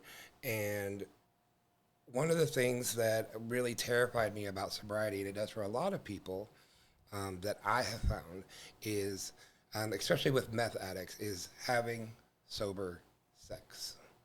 And I had someone who took me by the hand, metaphorically, not physically, and said, you can do anything you want in sobriety. You just have to be willing to deal with the consequences of whatever that is, whether it's good or bad or indifferent. And my friend Don Dent was the first person to take me to the Dallas Eagle when it was in the shopping center a long time ago, and showed me what a St. Andrew's cross was and how to flog and all these different things, and just opened up this world for me and showed me that I could have the insane sex that I like to, not insane, but the sex that I like to have without being messed up on methamphetamines and other things.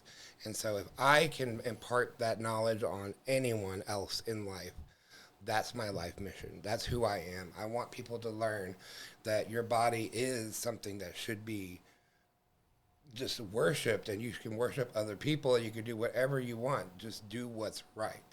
Don't, follow the golden rule. Do unto others that you would want them to do unto you, because flat out, like, I've seen how ugly it can get in this world, especially when I was on meth. I've seen some really fucked up things, and I don't want anyone else to have to go through that. Everyone does have to go through that because everyone's on their own life mission, but I'm here to help people learn that you can have whatever life you want as long as you don't get fucked up in the process. That's who I am. Okay. Do we have any online questions coming in at the moment? Just a couple points. One gentleman brought up at the beginning of this that a gay-owned business had told him that you were selling drugs out of the van, and the van. A gay-owned business told this gentleman online that you were selling drugs out of the van, and that's why the van was taken, because they are alleging drugs were sold out of the van. So the whole point to bringing this up and putting this on this. The point of bringing this up is that there have been a lot of rumors, especially within the queer community. What can we do to help this narrative? What can we do to help this narrative become more clear? Yeah. Okay. So about the van, I think that's hilarious because that's an amazing story. Yeah, I've never heard that. Doing that. Wow. Okay. No, the only reason that I understand that they would want to take the van is because one of the, oh my God, I get to promote my page. In Private Playground, we have a series called Hordash, which is just a play on words on DoorDash. Yeah. And it's pretty much what you expect, but except for food, it's a different kind of cake. It's a different kind of cake. Yes. Better tasting kind of cake. Yes, I agree. And the van is like the subject of it, almost like a bait bus kind of thing. Yeah. And they took it. And I have seen multiple times saying this van was used in filming sex, filming porn, production of porn. They don't even say production of porn because that would make it sound legit. They just say by having sex and putting it on film. Yes, it's called porn. It's called porn. And there's nothing illegal about that in the state of Texas. Yeah. So I have no idea why they took the van. Yeah. Who knows what but they're I coming want for it next. back because I worked hard to make it my shaggin' wagon. It's beautiful. So what was the second part? I'm sorry. So with all of these narratives going around, even in the queer community, what can we do to help clear this up? Well, come and talk to us. Quit talking to other people. Unless you hear it straight from Israel or me, then it's not fact. Exactly. It's secondhand information. Yeah. And people need to learn that just because you think something does not make it a fact. I have been known to be a controversial filmmaker. I've had a couple of controversies with certain films that came out in the past. Yeah. So I personally don't mind all of the talk and all of the rumors outside of the fact of them just flat out, the police calling me a sex offender. But outside of that, when the stories of, the van was used for this and I saw one influencer who went to the property and was like, we're here today at 2627 Mñana Drive where, police raid happened this week. And they even confiscated a van that they say was used and da-da-da. And then they drove by, it's a warehouse district, so there's work vans all over. And they drove by a random work van. They're like, I wonder if this was the work van that was taken. And I'm like, these people have way too much time on their hands. Yeah. Oh, they're loving it. They're loving getting attention from us. Yeah, it really is crazy, like how people will just come up with the most insane shit. Oh, I'm sorry. Go ahead, because I'm anxious. Can we have a couple of images that I would love to show? And it's along these lines. Pull up the Fox one. This is an example of one of the posts when the news spread. If you want to pull it up. Yeah, I've got a question related to that. There have been a lot of AI-generated images on social media posts circulating locally and nationally about the case. We can discuss. I just want to know what misinformation or false narratives you've seen and you would like to address directly. Perfect. This is going to be fun because this is a perfect example. Go ahead and pull it up. Oh, is it on? Okay. Oh, I wish I could see it so I can comment on it. Okay. So the first thing is I need to see, what does it say? What's the first thing that it says there? Operation Safe Streets Update. Okay. So Operation so-called Safe Streets Update, and then there are some charges right under this image. Okay, thank you very much. All right, so the first thing you see here is attendees paid $35 admission. Well, it's a cover charge, so that's kind of sort of true. Okay. Yeah, all right. Fair. So what's wrong with that? But, they're making it just sound terrible. And then dozens detained when police shut it down. Well, they didn't shut it down. They just detained people. So that's correct. Guests told officers they came for consensual sex. Well, I would hope if anybody's going to be looking for sex anywhere, I hope it is consensual. Yeah. So, okay. Yeah, I mean, shouldn't sex always be consensual? Right. Yeah. Okay. So, and then violated the city's sexual-oriented business. Okay, well, we already explained that. But I want everyone to pay close attention to the background image. That is This not is from even Fox 4, by the way, a reputable Dallas news station. Yes. They've placed this image out on the internet. Exactly. That is not even my warehouse. They even put AI Spayse generated. Studios on there. On the top. The sign doesn't even look like it's insane. Yeah, Yeah. we It don't looks like a have- picture out of Gotham City, honestly. Yeah. Yeah, exactly. It doesn't look like that. And the biggest thing is the raid happened during the day, and this is at night. At night. So if you're going to trust any news network that is already going to put the background image as something that is false, why would you believe everything else that is on there? So when I look at these things, I think, oh, wow, they are having a blast. And then right here, the most important part, Class A misdemeanor. But that is super tiny. That is super tiny, right? Yeah. And so this is what we've had to get used to by not just people and their comments, but the actual news networks where people are trying to get the truth. They are just making all of that up. Isn't that just wonderful? Yeah. Isn't that great? And I would also urge the people out there, especially that know me, like, think about who I am as a person. Think about who Israel is as a person. Like, if you know anything about me, you know that I'm sober. Like, everyone knows that I'm sober. Everyone knows that I've built it's taken a long time, but I've really built this amazing life for myself. And a part of that is just people talking. Like, stop making shit up about people for entertainment, because you don't know who's behind you, who's recording. They're going to pick up some soundbite, and they're like, all of a sudden, it's fact. Yeah. Constantly. Well, that was one of the reasons I was anxious to have this happen, because a lot of the rumors that are out there, once they hear us talk, they have no choice but to either acknowledge that what we're saying is true or just continue denying, or they're going to just shut up. Yeah. Yeah. Because they'll never admit they were wrong. Yeah. Oh, of course. 100%. No, God that's not going to forbid. happen. God forbid. There's no accountability there Exactly. at all. Is there a side kind of on this? Is there a side to this story that you feel has not been told? And what do you believe the public is missing out and don't know about? I think that after we talk, I think I pretty much put everything out there. Oh, there you go. Sorry. I think the story that has not been told is just all of these little details that we have been giving that people don't understand, that mentally get you amongst everything else physically when they take it away from you. Because for me to even try to work, it's impossible now, because I had 3 projects. I was in pre-production for a Christmas film with a former Miss Texas. That has gone away. Actual Miss Texas. Actual Miss Texas, yeah.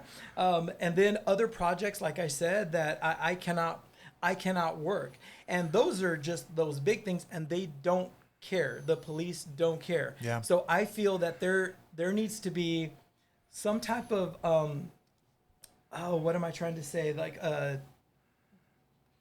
I'm going blank on the word. Like to put the responsibility back on them. Like a consequence. Is that what I'm trying to say? Consequence.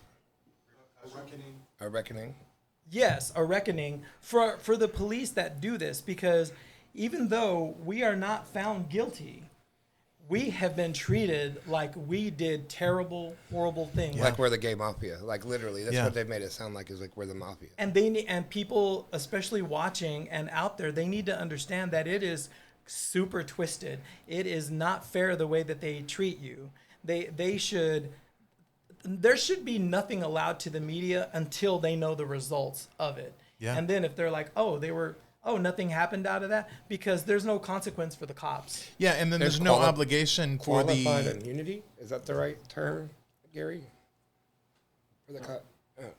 And there's also no obligation for the news stations to re-report once everything is, if and when the charges are dropped or the case is cleared. There's no guarantee, and they probably won't even run another story to be like, hey, remember 6 months ago when we told you these guys were horrible, evil, big bag boogeymen? Well, the charges were all dropped. Moving on. That's probably never going to happen. So Also, as far as the public narrative goes, y'all are always going to be big bag boogeymen. Yeah. I would like to say thank you to the Dallas Voice for correcting when they said that, or they came out and said that they did a search and said that Israel was not a sex offender, but they neglected to say that I was also not a sex offender, that they did rather quickly come out and do another retraction and say, hey, Marc is also not a sex offender. Yes, I have to thank the Dallas Voice too, because that was one of the first stories, if not the first story, that broke it.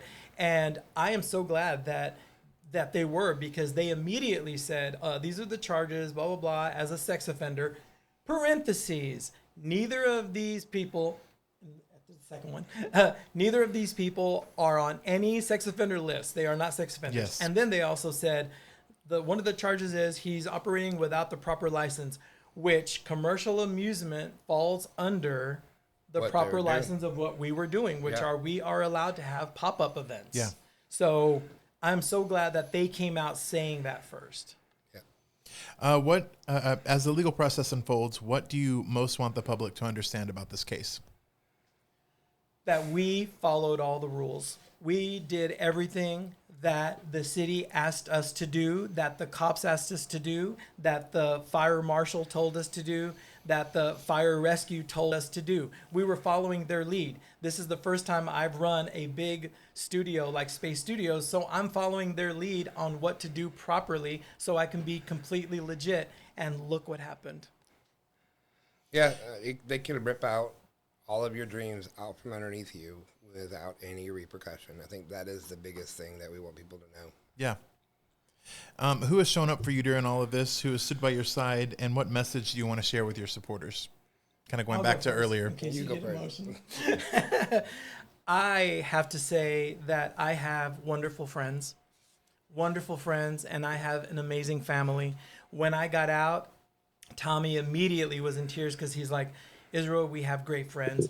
People stepped up saying, I am not going to let you refuse my bail money. I'm going to help you with bail. I had other friends saying, whatever you need, we're here. What do you need? Do you need to stay anywhere? Do you need to do anything? Do you need to borrow a car? Do you need anything? You know, I had a great support system. And although there was a lot of negativity in comments, there was a lot of people, probably a larger percentage of the comments that supported us because of how well and how big our parties have gotten, that people knew how we ran things. They know the truth. They knew the truth, and they were like, no, this sounds crazy. And my family has been so wonderfully supportive that they said, Israel, we just left you alone because we know you. We know you're a fighter, and you're going to come back up to take care of this. And so having my family's support and knowing that they knew I did nothing wrong and that I was going to fight it just meant a whole lot for me. All right, so I have quite a list of people that I need to thank properly. Number one, I like to thank my ex-husband, Ronald Wilson, who is my person. We may not be in a relationship anymore, but we love each other more, and we will always show up for each other, and no matter what, at all times. And then I have to thank Rugger. Rugger from Chicago, from the moment he found out what was going on, he was on this like a pit bull. And he did everything he could to take care of me and help me from afar. And then I have to thank my crew. Dion, Enrique, Stan, Brian, and Glenn were all there the day the raid happened, and they were volunteering. So, number one, thank you for helping everyone get dressed in a timely manner. It really didn't dawn on me till after the raid that my volunteers, one is a flight attendant, one is a back of the house kitchen manager, one is another guy is I won't say what he is, but they are all A good person. He's a very good person, and he was just able to keep everybody cool, calm, and collected. But I also have to thank just the outpour of all of the events that I host, whether it's Spring Blooms or Rose Bowl or Communion or Raw Intentions, any of the events that I host. They were the first ones to get into the comments and be like, no. Even my DJs, because I have DJs at my events because I've grown to that point where I need to have a DJ. My DJs have gotten online and been like, girl, don't be over there trying to throw shade when we saw you with your booty in the air, that kind of stuff. Just adding a layer of levity also to the situation has been very, very, very important. I did want to say I had two things that my volunteers wanted to be, that I wanted their experience to be read out. And I would like to say this is from one of my volunteers, Enrique, that it was extremely just nerve-wracking because I know nothing we were doing was illegal, and to be harassed, targeted, and shamed on while curbed, like cuffed on the curb, and being called dirty and disgusting by cops, I won't say what he actually said, felt very dehumanizing. But through all of that, the staff made sure everything was done to our power to protect our attendees from the worst humiliation and harm, because it could have absolutely been worse. And then also, another one of my volunteers said, I was surprised by the callous, unprofessional attitude of the cops, joking with each other, acting like we didn't matter, as we sat there restrained and they weren't telling us why. During or when we were released, we had been put through this massive ordeal and didn't even know why. So they wanted to make sure that was put out to the world as well. Yeah. There have been some GoFundMe set up, which I think we can put up on the screen if people want to screenshot and get the QR codes from that. If they would like to help with legal funds, etc. There's a lot of moving parts with this story. Oh yeah, and this is people I'm sure would like to help out where they can, and so we would like to provide that information. Yeah, if people would like number to one, do so. yes, I have gotten a massive amount of donations from the community, from all over the world, actually. But it's going to be even more expensive, and I don't have the funds currently until we get back into business to run the court costs and all of the different cases, because you can't just have one case. Yeah. We each have to have our own lawyers because there's a conflict of interest. And then we also have several other layers that we are going to go through legally that we're going to explore every option possible. Everything is on the table. I told my attorney, I want to have a reckoning with the city of Dallas so that the next time they think about doing this to another gay man or another trans person or another lesbian or anybody, asexual, it doesn't matter, insert your title here, that they are going to think twice because of how much of a ruckus that Israel and I are going to make throughout this entire process.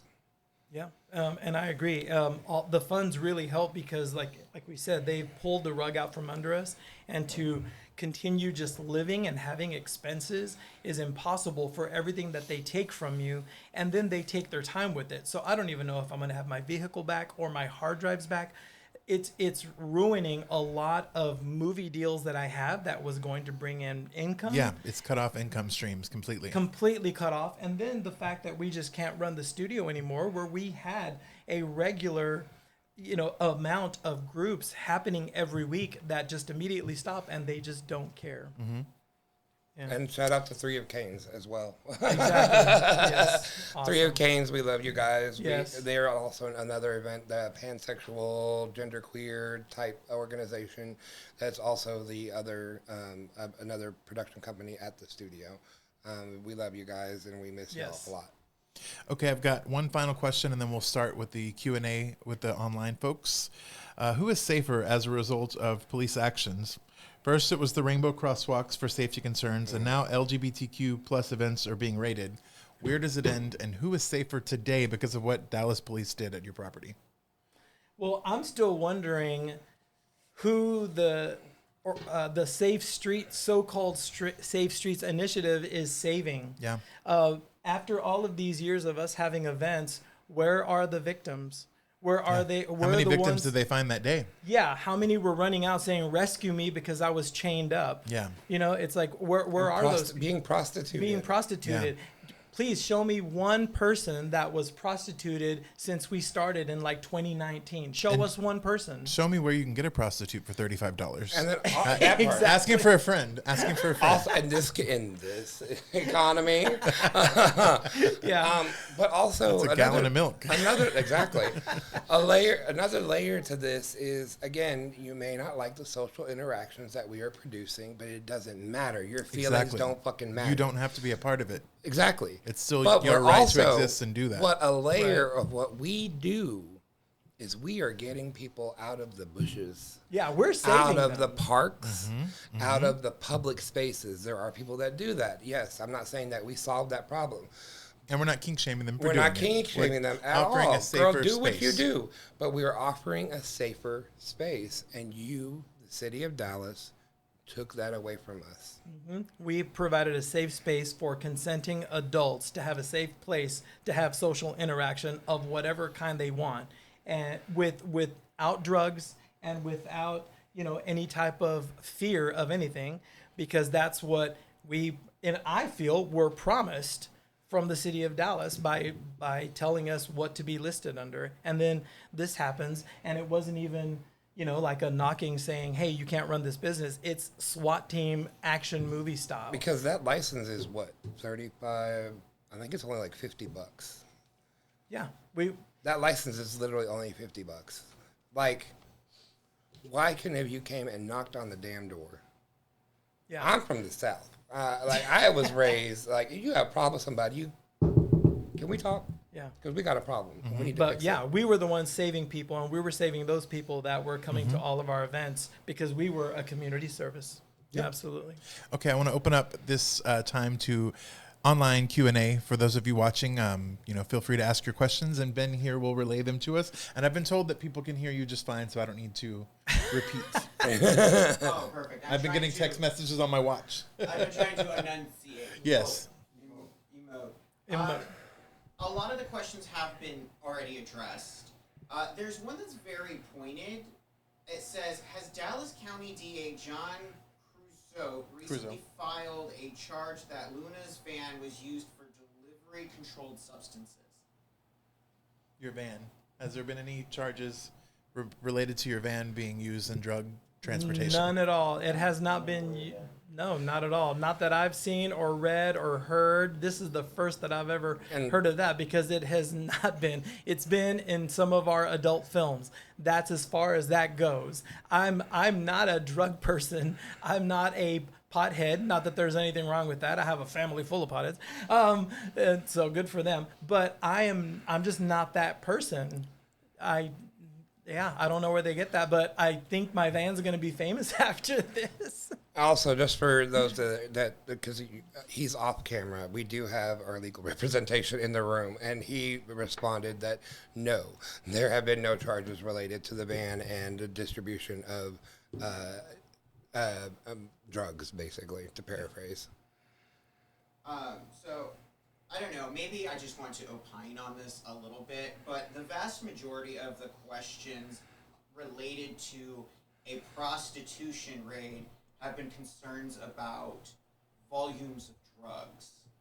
So the concerns about prostitution have not yet been brought up. Just constantly, well, what about the drugs? What about the drugs? I know we've also addressed that, but the question keeps coming Overwhelmingly. Okay, Right. one thing I would like to also point out about the drugs as well is a lot of people don't realize this. With drugs, when the Dallas Police Department, or any police department usually, in the state of Texas as far as I'm aware, when they confiscate any sort of drug, whatever container the drug is in is also added to the weight. So say if someone has marijuana and they keep it in a glass jar with a glass top, think about how much weight that bottle is alone. And they also make sure to speak in grams, which a gram is a very small micro. So when they're saying 11,000, it sounds like you're thinking 11,000 what? pounds. Yeah, And it it's- might be like this much. Yeah. Yeah, it's grams are extremely small measure of unit, and so they don't talk about it was a pound of weed or 2 pounds, because that doesn't get the story that they want across. Well, didn't they say something like it was like 28 pounds of weed or something? Yeah. 11,000 grams of THC oil, I know, is the most alarming number, because I did some research on that via ChatGPT, and it says if that were to be sold at like a legal store where you can go buy THC oil, that would be like $1 million worth of THC oil. Yeah. Oh, and we do have an image, by the way, of 1 gram is a packet of Sweet and Loaf, just Yeah. on the record. there was another To put into AI perspective, yes. AI generated image. Is it up of this? I guess all of the drugs that they found. Now, keep in mind, when they find a lot of drugs, anytime the cops find a lot of drugs, they love to show it off and take a picture of it. At the table, like At with the the table. with the dog sitting next to it. Look what we Exactly. busted. Yeah. And in this case, they did an AI generated one. Maybe because they weren't proud of what they found, so they had to make it up to make us look bad. Because look, it looks like there's like cocaine in there and all kinds of stuff. They made that up. So whatever network put that, it's like it's lies. It is flat out AI generated. And also, if you go back to the original Breaking story, you'll notice that in every single subsequent case, the weight gets higher and higher and higher. Fox 4, I'm putting you on blast, Fox 4, came out and said we had 28 pounds of marijuana in the studio. Factually incorrect. You are wrong, and you should print a retraction, because what you said was a flat-out lie.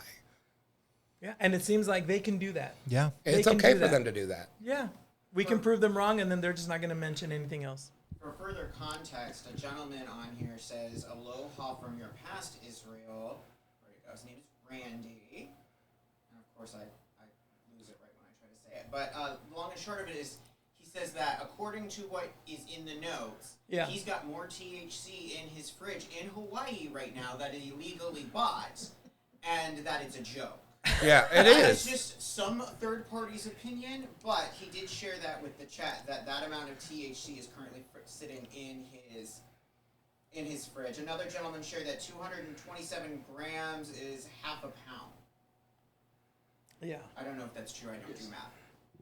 And then another question that was asked on here: do you feel that Dallas and Texas are safe places for the LGBT community still? I think they will be after we right this wrong.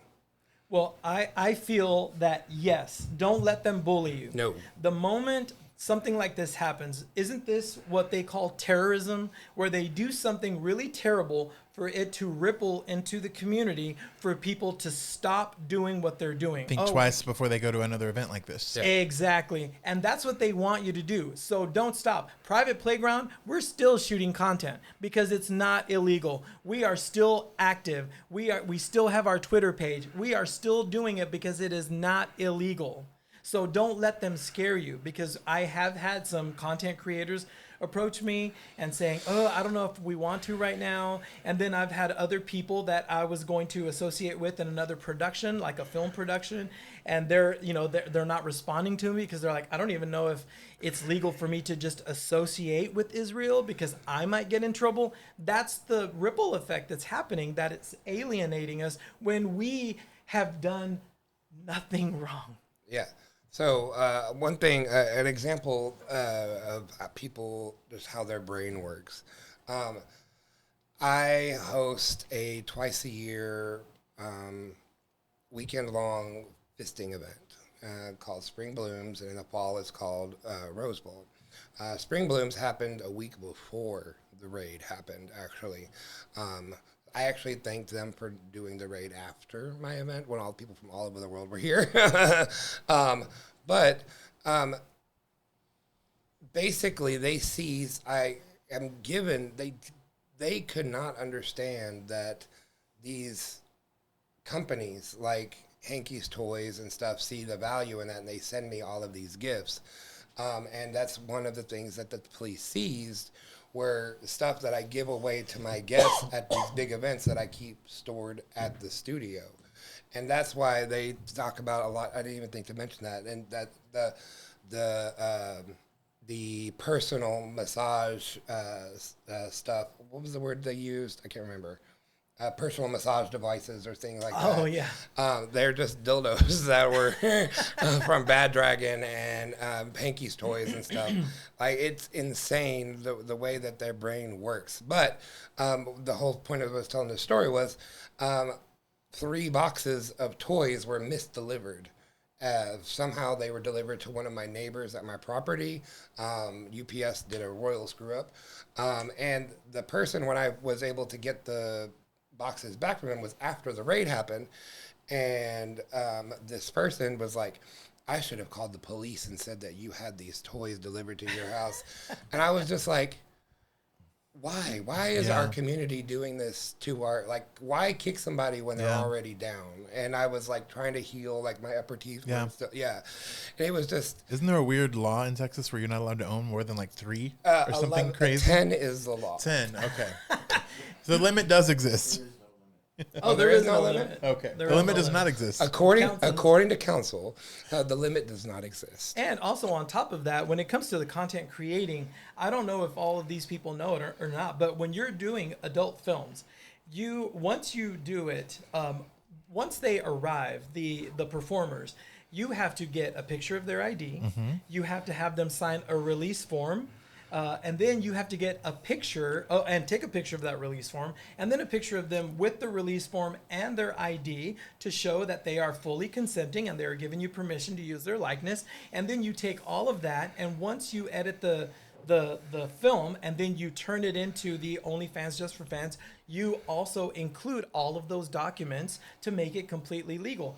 We have, when you brought up, we have sponsorships and everything. Like, we have sponsors for lube and for T-shirts and all kinds of stuff, because we are damn good at what we do. We're legitimate. We're professional. Branding. And we have made money off of it because we are running a legitimate business. So we are pretty damn good entrepreneurs. So the fact that they have labeled us with all of these lies is just really hurtful with the system in general, because if we had said, we were just trying to sneak by and not get the proper licensing is one thing, but we did. Right. We did. It's so funny that I saved those those screenshots of the text messages with my architect friend when we were still working on upgrading to Assembly 2A, because the last text message was, hey, I think I have your floor plan done. What's your email? And then it's just blank, because that's when I was taken into custody. Isn't that ironic? Yeah. Yeah, that is very ironic. Yeah. Do we have any further questions online before we wrap? No, lots of chatter. People talking about other sexual businesses that are basically identical to what you do, that just so happen to not be queer spaces, that have not been touched or rated or questioned or anything. But no actual questions remain. Well, cool. Okay. Well, can I say something really quick? The main person that I do not want to skip over is, of course, Tommy, my boyfriend, for being here the entire time. The moment I got out of jail, even when I was in jail, he was working his magic, just contacting different people, all of our friends, letting them know what was going on. And the moment I got out, everything, he had already created this path of, hey, we're going to do this, and then we're going to do this, and we're going to do this. And the biggest thing that he and a couple of other friends did were, they didn't want me to see the destruction that the DPD left at the studio, so they cleaned it all up. So when I stepped in there, it looked pretty normal. And that was what I needed when I got out, was some type of normalcy. And they did that. So thank you, Tommy. One very important question just rolled in. Will the events come back? Well, I'll be very honest. I'm afraid that even if we get an SOB license, a sexual oriented business license, they're just going to raid us anyway, because, being legitimate doesn't matter. So I think, you know what? The Maybe morality I should just, police. Yeah. Like, what is going to stop them from doing it again? Because even if they're completely wrong, it's going to take months for us to prove that we were right. And then they've already moved on to the next victim. So something needs to change with this case for me to know that they are going to stop ruining people's lives, because that's what they're doing. They're not saving the streets. They are ruining lives is what they're doing. I agree. All right. Well, thank y'all for tuning in. Oh, just to answer the question for me as well, because I just had a Sorry. blonde moment. My bad. I plan on coming back. Yes. And I plan on. I already picked out the name for my first event. I have mine. Oh, I have mine. what is it? You'll find out when Okay. we come back. Can I Alright. tell mine? Stay tuned. Of course. When we come back with a brand new warehouse, our first event is going to be called Fuck the Police. FTP. Yep, the bottoms are going to be the police and the tops are going to be the prisoners. Oh, they're going to literally fuck the police. and they're going to literally fuck the police. Okay. And the second one, I thought I had one for you. Your first one can be called Sexual Encounter Center. Oh. That sounds like a DMV Actually, I would like. I'll Well, go they ahead made and- it up, so we might as well make it up. My first party is going to be fuck your feelings. FYF, fuck your feelings. Because we're still going to do what we're going to do. Yours is much nicer than mine. I like mine. Yeah. They're both creative I like it. in their own way. I like it. Yeah. Very nice. Well, thank you all so much. Thank That you, was Larry. Israel Luna and Marc Tuton sharing their perspectives as this case continues to unfold following last month's raid during a private party at Spayse Studios. Dallas Voice has reached out to the Dallas Police Department for further comment, and I personally submitted an open records request seeking body camera footage and additional documents related to this case. At this time, we've been told no materials will be released while the investigation is ongoing. As public debate surrounding the case continues, it is important to remember that this is still an active investigation and all individuals involved are presumed innocent until proven guilty in a court of law. This is Larry the Very for the Dallas Voice DVTV. Thank you so much for watching. Also, thank Final you thoughts? so much for everyone who tuned in today. Yes. Because we have not put our story out for this very reason, because we know that our ducks needed to be in a row. But ultimately, it's easy to talk about this because we're not lying. Yeah.